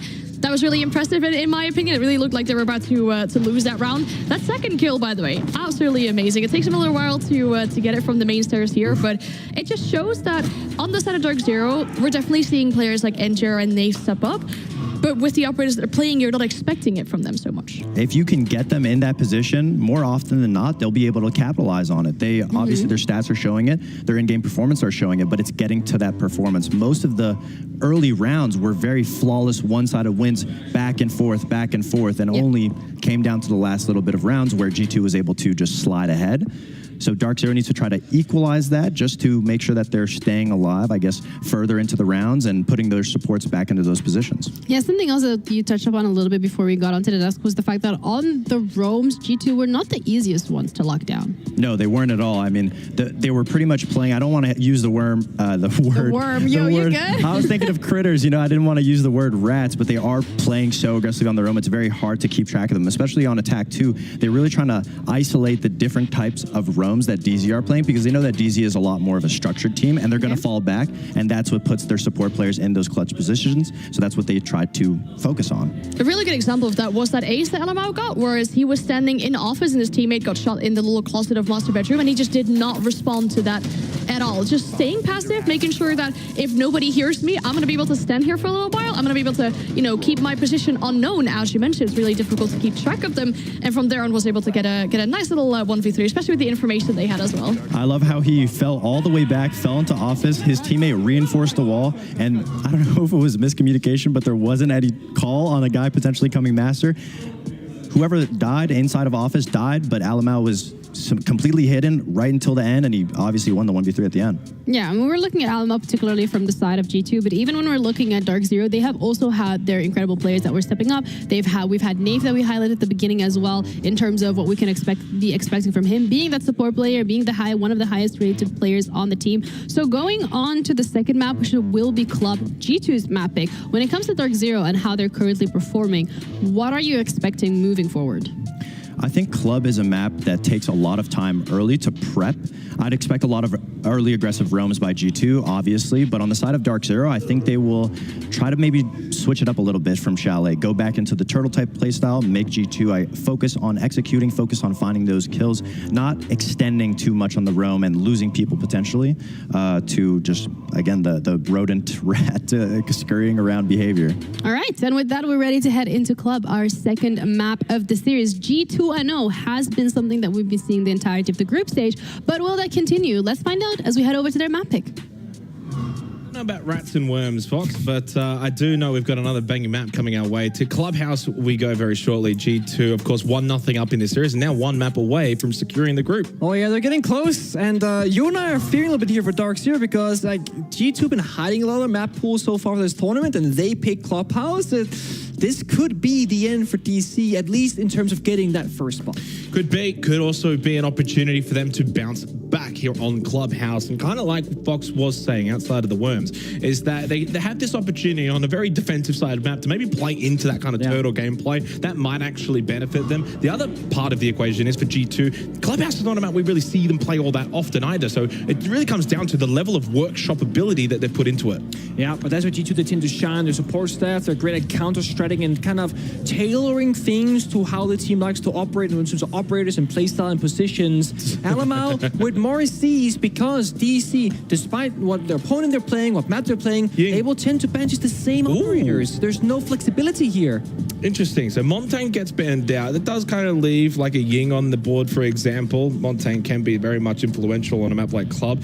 And the Castle. So clearly they're cooking. They are cooking something here, Pengu. He's saying ban Asami, go. And it's like the mental game, right? Taunting that. We know you're going to ban Dokkaebi Asami every single game. Go do it again. And there it is. This is just G2 showing that Dark Zero are a very predictable team. Okay, But it's true. I mean, at the highest level of play, we do expect teams to tailor their operator bans. But at the same time, if you are a new roster, 2 new players going to the biggest event of the year, I would believe, as a former player myself, that you want to just make sure that you can play a stable game of Siege. And if that means removing the same 2 operators, Dokkaebi and Asami, you can just work with that scenario every single time. And then, of course, whatever the opponent bans, you got to adapt to, but at least you know from your side what the game will look like. You guys at home didn't quite get to see it, but Doki said it calls you a bot, fair enough, see you in border. So maybe not full confidence there for Doki as G2, of course, win this, and we don't get to see it. We head into the first round. Dark Zero will be on the defense first to begin with. The rather conventional looking lineup. Bring the Kaid, obviously electrify those hatches, but Thatcher is available if wanted, if desired, to obviously aid in opening up those hatches. Ying, as I mentioned, did not get banned out, so it means that for LMAO, straight onto it, really good execute heavy operator. Yeah, and Ms. Fox kind of touched upon it, but Clubhouse is a map, unlike Chalet, where it often will come down to executing, getting down the diffuser and just playing your 1-2-3s. That is pretty much what Clubhouse is summarized as in most competitive games. But given how Chalet played out, I could see a world of both teams just go fight each other on the roam, hunt down those roam players, and maybe even more often than not, the game, or the rounds rather, will be decided by the roam game itself, who can shut down the roaming or who can shut down the entries. Yeah, very curious to see, because obviously what we were listening to Fox say on the analyst desk earlier was that turtle gameplay that Dark Zero might opt to bring and play here on Clubhouse, especially defense. You think about Church Arsenal, the way teams may look to contest this defensively. Yeah, sometimes they do go for a bit of that roam up above, but other times, and for probably the most part, you will see that large spread of 5-stack on site, holding turret, holding blue, holding the site, and all of those rotate entries in. So I think right now, from what I can see in the top-down view here, it looks like that will be the case. Definitely. It looked like maybe a bit of an early roam there from DC, but now they're just looking for a drone and maybe trying to give G2 the impression that they might have some presence elsewhere, but they don't. They will be a 5-man turtle. Wamight is coming out, denying those utility pieces, but grenades can't be cooked any longer. You don't have to worry about grenades, but more so the capital fire arrows from Uno, and of course the Candelas from Alamau on the Ying. And G2, they brought a very consistent lineup. They got soft breach, they got hatch breaching and wall breaching. Instead of playing Thatcher and a hard breach, just play out the Maverick. They can deal with both. Virtue with the opening kill onto Nave. Nicely done through stock. Interesting that they've used those Kaid claws, not on the hatches, but of course on Triple Church Wall. Makes it more difficult to open up. Secondaries are available. Hello, Doki. That's straight in towards side. Does get one eventually traded by Pampazoo, but again, it's that fast-paced G2 execute style gameplay that we're seeing. As soon as they got a bit of that stock control, opened up the hatches, just drop down, everyone push onto the side. Similarities immediately from Chalet here, even onto Clubhouse, and even on a very defensive-sided site of Church Arsenal Club, G2 make it work. Exactly, that's what I was gonna say, where, yeah, Clubhouse is this really structured, slow, methodical ABC map, but given how Chalet played out, I'm not sure that's gonna happen. But I love this off-pace play from G2. They're really catching Dark Zero by surprise time and time again, because if you're in Dark Zero right now, I'll tell you what happens. The guy in Church will say, oh, the MP Church Wall. Oh, they're acing the Church Wall. Guys, this is going to be a Church-oriented attack. But as he says that, they're in Morador. They get the opening kill. The blue guy on the fire gets flanked from Blue Staircase and from the hatch itself. Everything falls apart immediately. And if you're Dark Zero with your communication, you have no idea what the actual attack is looking like right now, because everything is on the fire. I mean, you could just simplify it there with that highlight from Virtue. Yeah. 3K entry, first one initially, because Nave does swing and check that hatch. Yeah. He gets that kill, opens up position. He then takes it and just snowballs. And snowballed he went until he found 3, got full blue control. And at that point, all that defense and trying to keep that triple wall closed is irrelevant. Round's over at that point, and Dark Zero succumb immediately, and they go straight away out of basement towards Cash and CCTV here for the second round. Change it up, and I love the fact here that they're willing to go to CCTV, play more utility, mirror windows, bandit, Kai claws, etc. It's all utility players, even Injera on the Maestro, but G2, they're equally good at this. Virtue probably going to be on Maverick almost every single attacking round, because with Kai available, you just want to bring out a Maverick to guarantee any wall or hatch to get open that you might need. And because Maverick is being actively in play from G2, it means that there's no problem they cannot solve, at least around the hard breaches, and that is the first step on most attack rounds in Clubhouse. And G2, all they need, like in that last round, is the first step, and they just explode off of that. It's also a very weakened drafters here, again with that Azami ban, but more importantly, there's also no catch either in terms of defense for Dark Zero, so it's kind of a very lonely position to be holding right now. I think it's Bolo on the Kaid. He's just holding that spot by himself. So unfortunately there for Dark Zero, that is definitely a bit of a weak spot, but they've brought it themselves, so they will understand that. G2 though going immediately for a bit of a roam, as they do obviously have Virtue on the Maverick to get through a lot of this electrified wall and deal with Nave, who's playing the Bandit. A little bit slower here from G2, but that's okay, because we've seen already from them, it might be slow for the first 30-40 seconds, but once they go, they don't stop. Yeah. Also mind that Dark Zero played this map against NIP in the first opening day, and if G2 watched that lot, which they definitely did, they know Kin always flanks in the basement up the blue staircase, the main staircase, and they are ready for this. And again, the perfect catch. This is the prep work coming in from G2. They saw it against NIP, it's happening again here, and they're saying, you are predictable, we will counter. Canadian gone again early. Just under 90 seconds left. NJ, I'm really hoping he can find something from the vert down below, but no, nothing to be found. I think at this point, Pambas, who's thinking, all right, might have to be just run out time, jump out time. Oh, an opportunity did get spotted. And that now makes it a little bit more difficult to try and catch that player on the rappel outside of Kendall's. Double kill, though, comes the way. Trade, 3 versus 4, still advantage in towards Garage, though. The trade again. Pambazoo expecting the entry. Nicely done. Does now fortify that Garage position and gives DZ the advantage. Yeah, meet aggression with more aggression, but do better in that case. And Pambazoo knows there's a risk here. Crossing the door and the boiler will make it rotate and go elsewhere. What this means, though, is G2, they have about 20 seconds now of time, or it's a 2v2 instead of a 2v3, but they don't have defuse kit, they're not near the bomb site, so they can't necessarily act upon this, so things will stabilize for DC on the attacking side. They'll get those angles lined up with the crossfires and just play a nice, stable round for this end game. Doki getting good position. Rafters under 30 seconds left. Alamau will grab that kit. Where does he take it, though? He can't really go up red. Surely still barbed wire. Pambazoo over towards main with a very long rotate. Doki's at least got... He is going up red, Alamau. He's forcing it. He's going to take on the battle with Nate. Even though he's half white, he still wins it anyway. Good position. Place the mirror window in towards Cash. Tries to get the kill onto Con. Good plant towards Reed. But guess what? Pambazoo's outside the building. Gets the kill. Double again. 4 in the round for Pambazoo. Massive individual effort in that round for DZ to get the round win. There's a reason why the saying is it's Panda party time, because when this man shows up, it is always with a phenomenal look. It is clear play, it is aggression, it is confidence, and it is pretty much flawless in that round. Doki on Chalet was always an enemy's face, but now it's Panda saying enough is enough. I might be playing a slow operator, but I can still go fast. Yeah, and pretty much had to, and I think did so at the earlier part in that Garage push, understanding that's the weak area. We don't really have a very strong Rafters hold. G2 eventually going to look to overload that position. Look at that early kill from Doki. I mean, what can Canadian really do? There's the push, though, from Pamba. Kit is over on this side. Double kill, gets the entry. They know they lost the Rafters position, so what do? You want to come back, try and fortify. Eventually then plays outside CC window, goes prone. I mean, nothing you can do there. Really solid effort from Pamba. Wins the round for DZ, and they really do need those kind of rounds for the mental. You do. Sometimes a round might look lost strategically or structurally, but a clutch is always possible. Both of these two rosters are so capable of stepping up in those moments when they present themselves. The devs spoke about it, we spoke about it. The only thing we haven't seen much is really Bolo. On Chalet, he was like 2 or 3 to like something like 7-9 deaths, whatever. I want to see a bit more here from him, right? A big pickup from him and Nave. And Nave certainly has proved himself in this series and series past, but Bolo just before this series ends, gotta have his moment as well. It's interesting you say that, because I think internally Dark Zero would probably just say play your role, play within the team anyway. Don't worry. If you go 3-10 and we win the game, it doesn't really matter. True. And so then it relieves a bit of that pressure. Obviously, there's a lot of eyes on Bolo and what he's going to be able to bring to this roster, but just play within the team. And we heard Canadian back on Chalet. Everyone needs to be on the same page, same pacing, play your role.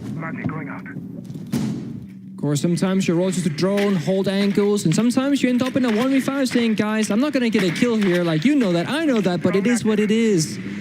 And I know some people are going to say, Bolo's going to play Ash, entry, going to get 20 kills a game. Like, no, that's not the case right now. Nobody's doing that. He is playing that flex supportive role. Not in this meta. Not this meta. No, not at all. And what this might be one of the slowest rounds on Clubhouse so far. It is a basement attack, of course. We see DC, all 5 members primed and ready downstairs. A lot of plant deny here, both the echo and the smoke. Same setup, though, from G2. Bring Virtue on that Maverick, open up stock. This time around, though, surely Nate has learned his lesson. You're playing that Warden, too. You don't really need to peek that down below into the hatch. You want to play on-site anchor, use those glasses late round for the execute, especially against the Candelas of the Ying. So really paramount that Nate stays alive here. He's a big win condition for Dark Zero. Well, absolutely. And I think Clubhouse all comes down to if you are a good attacking team, you can win the attacking rounds, no matter how favorable the defensive side is. If you can solve the problems in front of you, and there are so many ways to do it on Clubhouse. That's why it's a beautiful map.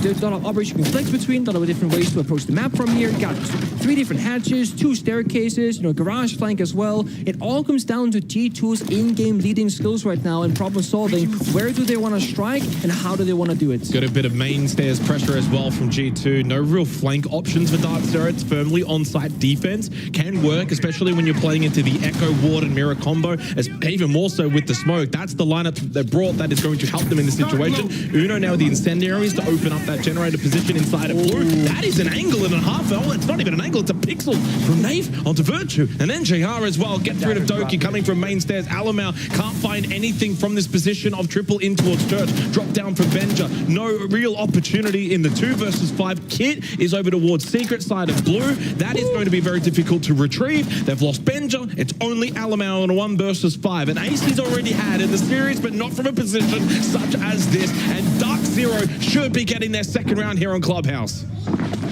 Come on, Carl, do something. Season chat, holding an angle, waiting for DC to approach. There's 10 seconds left. We all know this round is over. This round is done.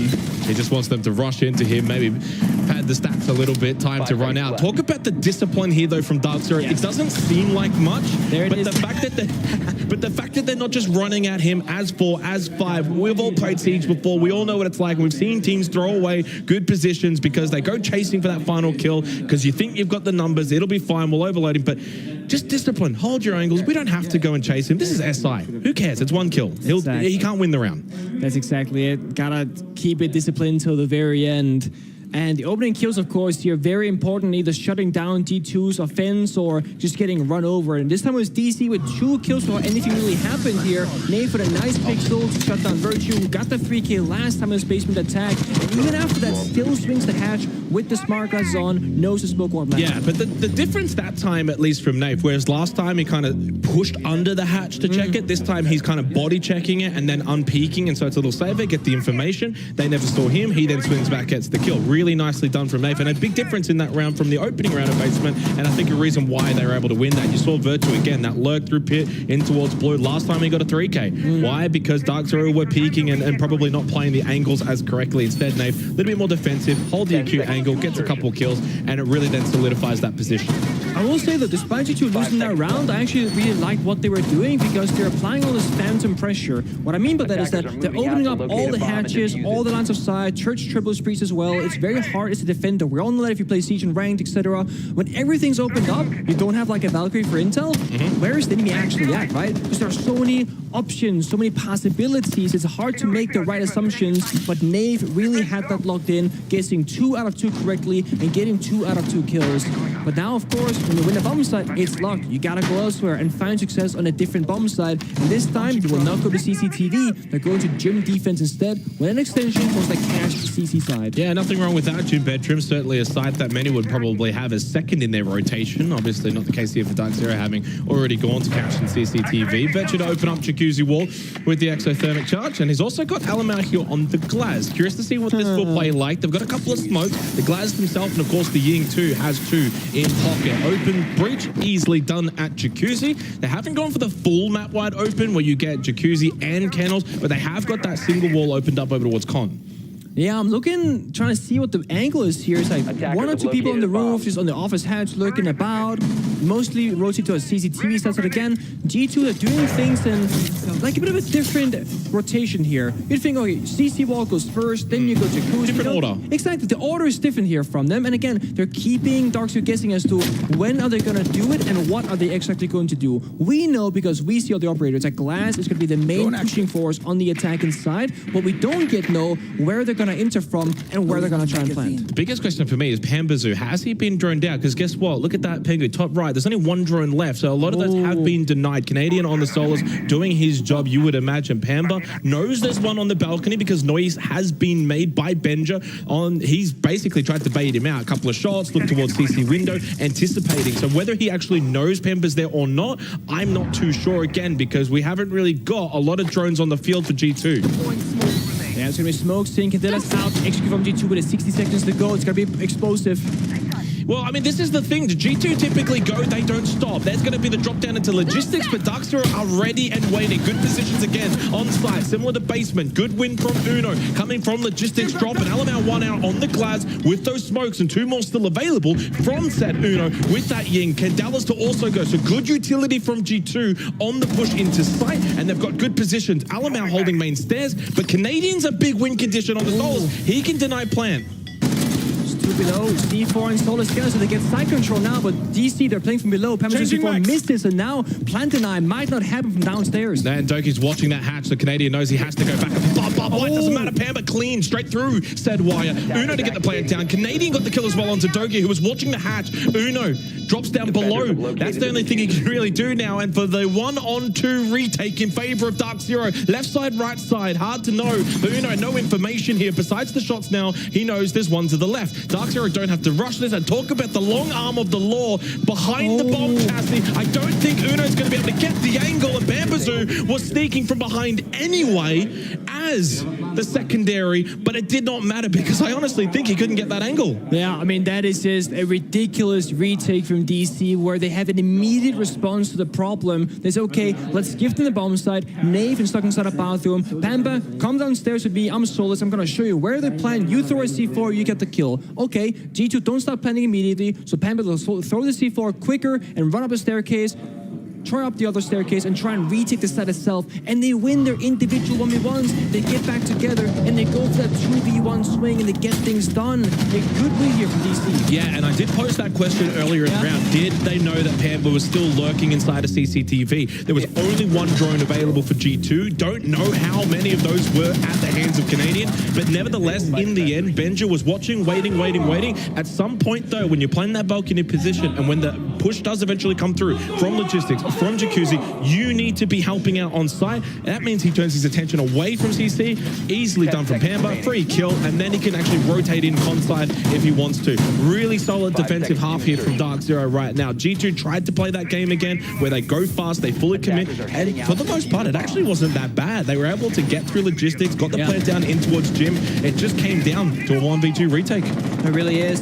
Now, if you're getting worried for G2 right now, there are statistics here that say you shouldn't. Clubhouse is a 66% defensive win rate so far in terms of favors, so we can say that this might be statistically the expected outcome. But looking at the rounds, they've been very close, very back and forth. Panda had a big moment where he clutched the round single-handedly. Last round, a 2v2 or 2v3 with DC as well. So, yeah, sure, statistics is one thing, but performance in the server is ultimately the defining factor. Bolo over towards Rafters. Again, it's not really a Rafters position that's overly defensive, although this time they've got the Wamai through Pambasu, so you can get those Mac kits over to just help. There's Virtue trying to get open this main breach in the old conventional way of the Maverick, open it up and then softball, but it's Doki watching as well on the Brava, has those clutch drones available. Only one left is what I can see. Not sure how he's used those so early on. Regardless though, for G2, primary focus here is to maybe see if they can catch anyone out over towards the red side. Of course, there's no bandit in play, and Doki does get the kill onto Nave. So really nicely executed there from G2. Had a plan. Plan comes to fruition.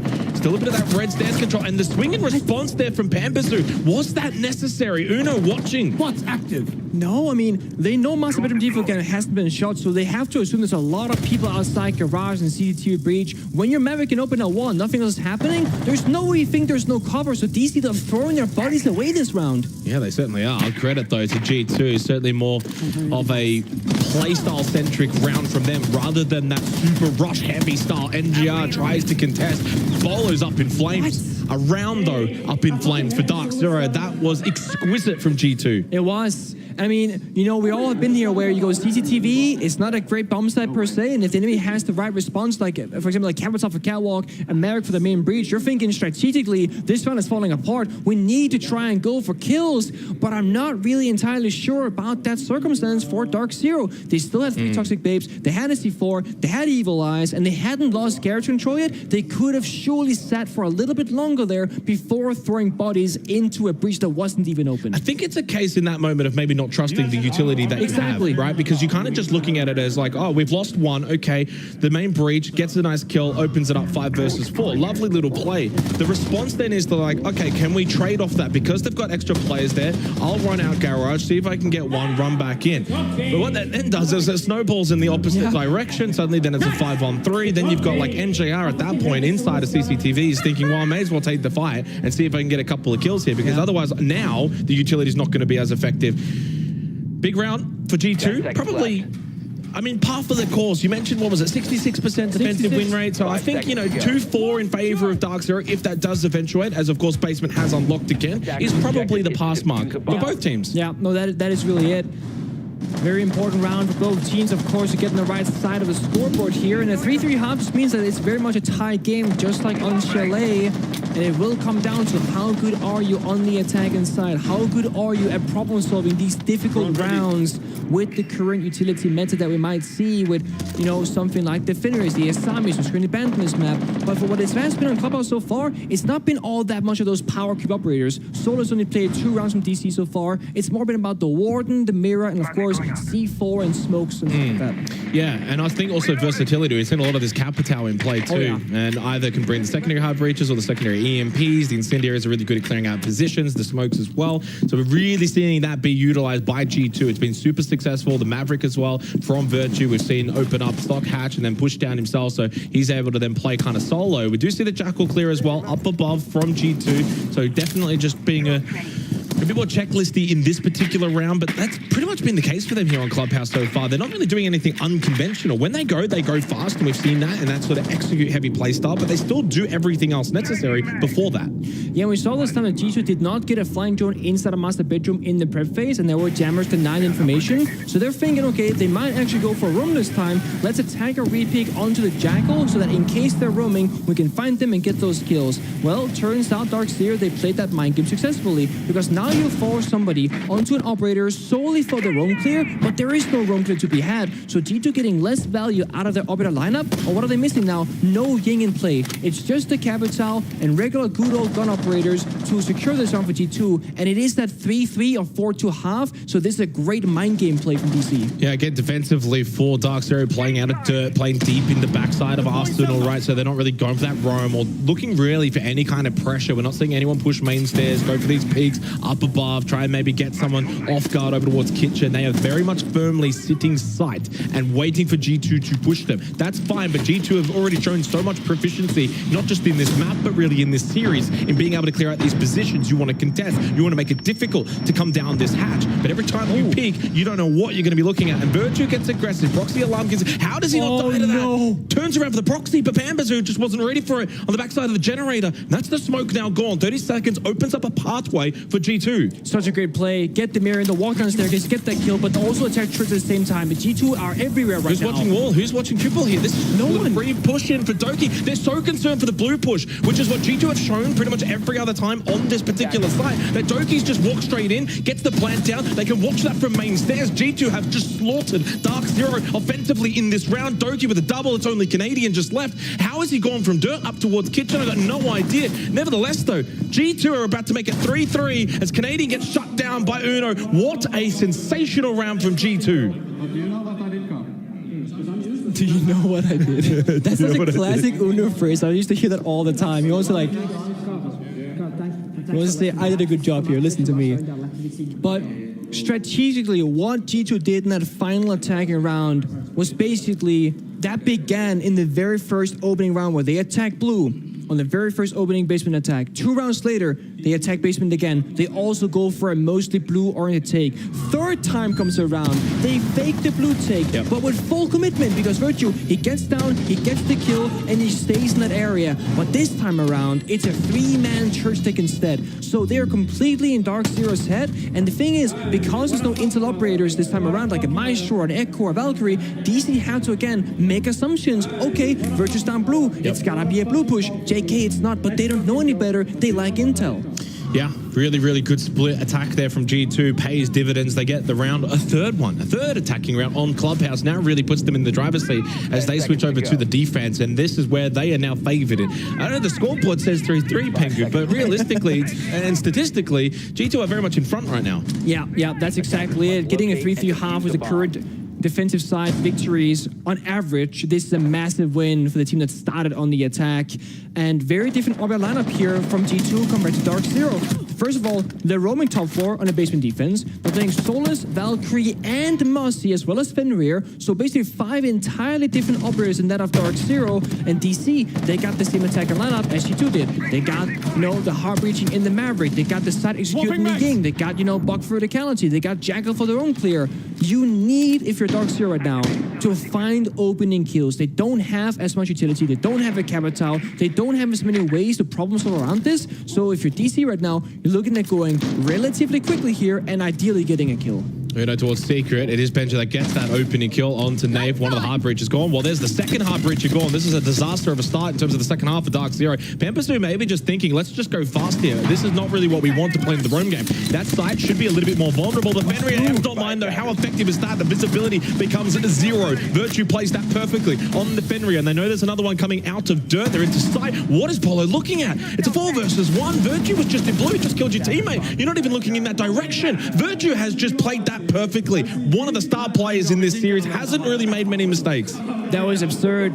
So the near side from the Fenrir mine basically means that Pampasu can't see the blue rotate, and Virtue is completely blinded by the Candela, so they pass and cross each other, but Virtue, of course, the better positioning for the flank, gets things done, and those Fenrir mines, what a phenomenal operator in that round. They shut down the fast pushes, they give you intel for side entries, and it means that if Dark Zero were like, okay, a lot of roamers hit the side, they have another backup plan like those gadgets. And it's the right play. I mean, in terms of what Dark Zero did there, when you lose those two and you know it's a heavy roam game, go straight for sight. You've got secret control, go straight down blue, especially on an operator like the Ying, when you can throw those Candelas in. That's a really good way to solo entry. Look at that from Benja. I mean, so clean inside a kitchen. But I think in terms of what Pampazu's done there is the right play. Virtue, though, on the Fenrir with the F-Not mines, just counters it. I'm more surprised about the fact that Benja was inside of kitchen, basically by the window, and no one droned him or figured out he was there, because if you walk into the kitchen with 2 hard breachers, you're only hard breachers, and you didn't drone to check it, it's like, what happened there? You know, but he's playing Mossy, so probably the Mossy pistol there to slow things down. Maybe he caught a drone or something. I'm not entirely sure what happened, but the point is, very small gaps here being made from Dark Zero, small mistakes that are occurring in the server, but the impact from those mistakes are absolutely astronomical, as it means 2 kills for a single player. And now Doki, in the same exact corners out of kitchen, is also looking to get cheeky on this angle. On the Solus as well, so certainly again, like the Mozzie before, can be annoying in denying drones. Doki here's the repel. Well, the angle was just a little bit off. Bolo ready for it from Doki. He's done that. He's probably seen that play time and time again and deals with it. Finally, it feels like, for the first time on club, an early advantage for Dark Zero. Now it's about capitalizing. You're not going to get many opportunities against a team like G2 where they give you a bit of an in. There's one for free, and it's the Solus. So now the drone game can come into effect. We saw how good it was for Dark Zero back on Chalet. So play into it. You've got lots of time. Get the drones game. You can obviously clear out any kind of roam towards site. This is a really solid opportunity for Dark Zero. It really is. Now they're going to show that they got what it takes with the advantage, etc. And that thorn in their side that is Doki and Chalet, that is gone, as you mentioned.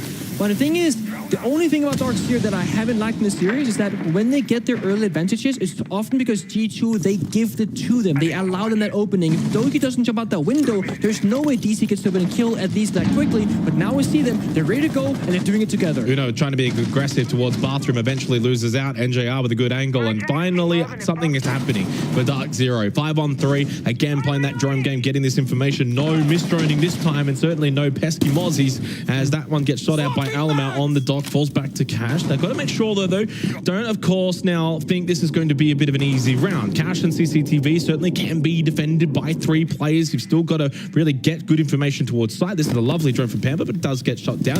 Understanding that Alamau very much playing behind the bomb chassis. Alamau could clutch up here. Soft low to construction, long lines aside, dog stims and pocket, good weapon as well with that zoom scope. So if you can hold on to green box and get some kills here and stop DC's push, that could be a way in for T2. But outside of Alamau's position, I'm not sure what else they have that is of high value. Virtue, bottom mid staircase, not highly impactful. And there we go. Alamau's down for the count, injured and now confirmed. Yeah, obviously was able to maybe get himself back up, but it did get confirmed, like you said, by Bolo. The Nitrocell onto Nave is successful, though, in a response. Virtue rotating from rafters all the way to top red, so that offers something a little bit different. NGR droning, he would have anticipated someone to be around rafters, now spots it with the drone, no one there, and he just did he just spot the leg of Virtue? I don't know if he did. Oh, either way, that one confirms it. 25 seconds left. This is a 2 versus 4.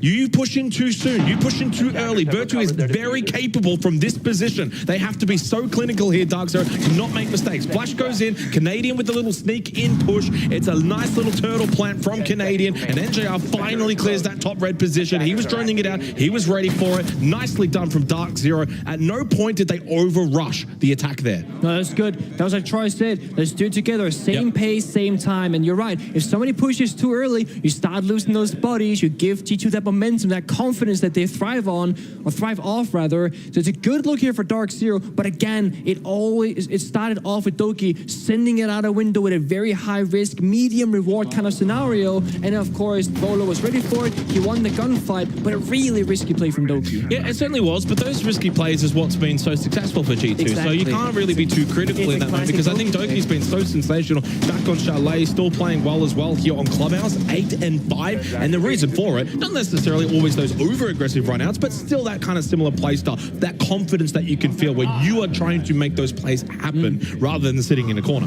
I mean, strategically, we always used to say that it's like you make it a check, right? Let's do the spawn peek check, right? You have 3 people spawn peek in, and if the enemy like lacks discipline, they don't check those angles, they'll die. Doki's doing a, are you ready for a jump out check? And the thing is, it is so often that Doki gets the kill in that scenario. And when you let him get away with it so often throughout the entire group stage, of course he's going to think to himself, this is not a 50-50. I win these like 80% of the time. Of course I'm going to go for it. And then when he gets punished, Doki's like, okay, maybe I won't do it for a couple of rounds now. I tried it, they're ready for it, now I know. So you gain a bit of intel strategically from those positions as well. Over to Gym Bedroom now for the 9th round. There was a thought maybe of bringing the Glass similar to G2, but no, they opt against it. Once again, the Capital has been very prevalent. And they do bring the double hard breach, the Thermite, and the Ace, anticipating that they will look to open up, obviously, Kennels, then over towards Jacuzzi, maybe the single wall con as well.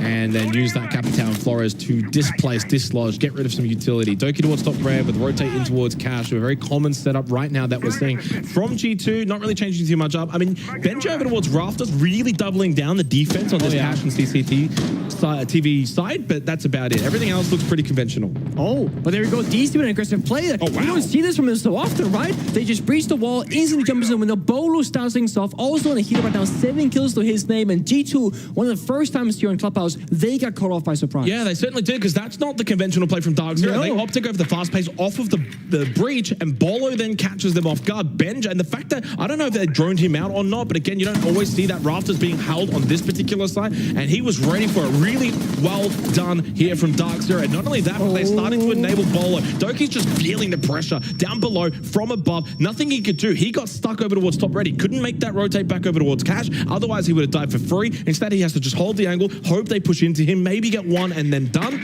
And ultimately now for Dark Zero, they're looking for a second attacking round in a row. Yeah, I mean, this kind of performance and this kind of playstyle that's off-pace from DC, that's what we saw from them against teams like FearX, NIP, and GK. But they've had a harder time making that a possibility against G2 because of how tight they play as a team and how in their face they are as a team as well. So I'm really proud of them to see them figuring out their problems after a map and a half and say, okay, let's try and make that new system work against a really, really good team. And this has been their cleanest round so far, at least from the attacking side. And again, it's that set play routine there from Dark Zero that paid dividends. They're again also getting Bolo involved now. You know, it's very easy to look at that last map and be like, oh, he went like 3 and 9 or 3 and 10. He started a bit slow here.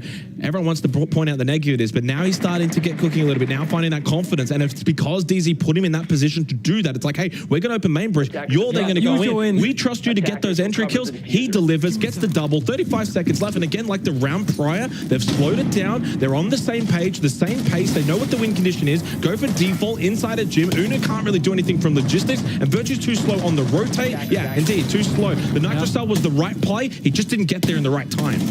Oh boy, what now? 5v2 retake here from outside the building, on the rappels, in the hallways, in bathroom. D2 are completely locked out.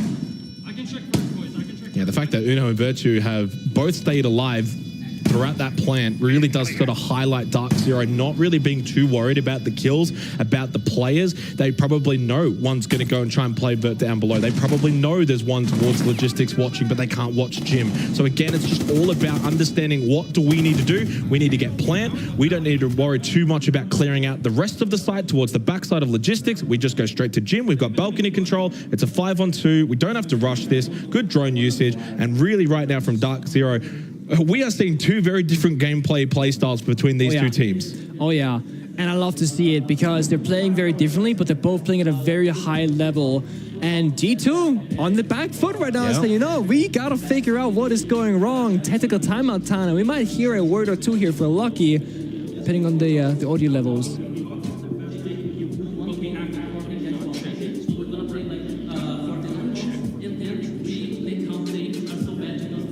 feel like it's getting lower and lower. I feel like it's getting lower. It's like, don't listen to us. Yeah, I mean, clearly, I think there for G2, it's not panic stations. First and foremost, they've won the first map. So it's not like this is suddenly series on the line territory.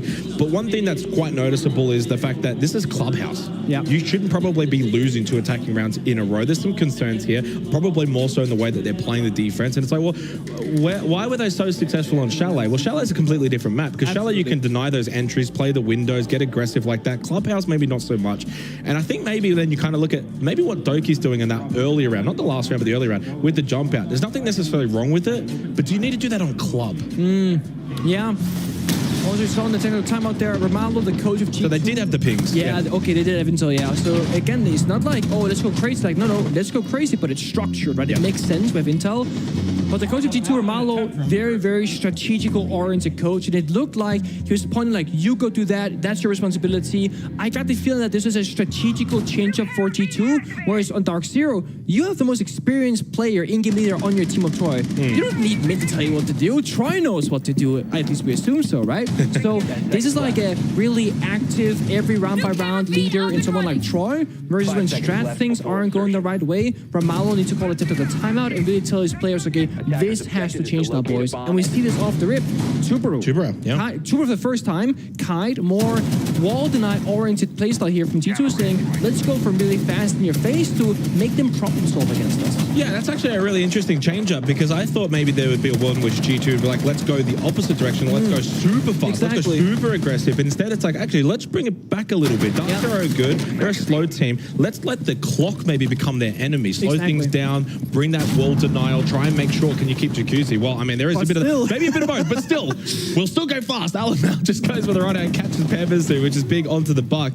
But ultimately, the game plan here is probably going to try and keep Jacuzzi. I would imagine the wall closed. You've got the electricals, and along with obviously the tuber out. Although, from what I can see right now, I don't know if I can see the electros on Jacuzzi wall. So I'm very curious to see what the game plan is. In fact, they've electrified top red into cash. Oh yeah, it's all in the extension near the construction wall and cash wall. And then you see like the util operators, Tuber, Kite, and Mute, they're playing passive on side. The less util operators like Valkyrie and Solus, they're very actively roaming on the map first floor and basement. So there's an order here. There's a hierarchy. There's the 3-man and the 2-man. They've also left Kennel soft as well. So they don't really, and they've opened up a couple of holes. So they make that a little bit annoying. So clearly right now for G2, it's kind of like, let's defend territory more than the site itself. You see some teams, they'll bring this same lineup, but they'll electrify and fortify Jacuzzi. They'll play it the back towards main and logistics. That gives up all of balcony. That gives up all of con. But in this instance, though, you've got all of cash and you've got all of con. You don't have top red, but you don't need it.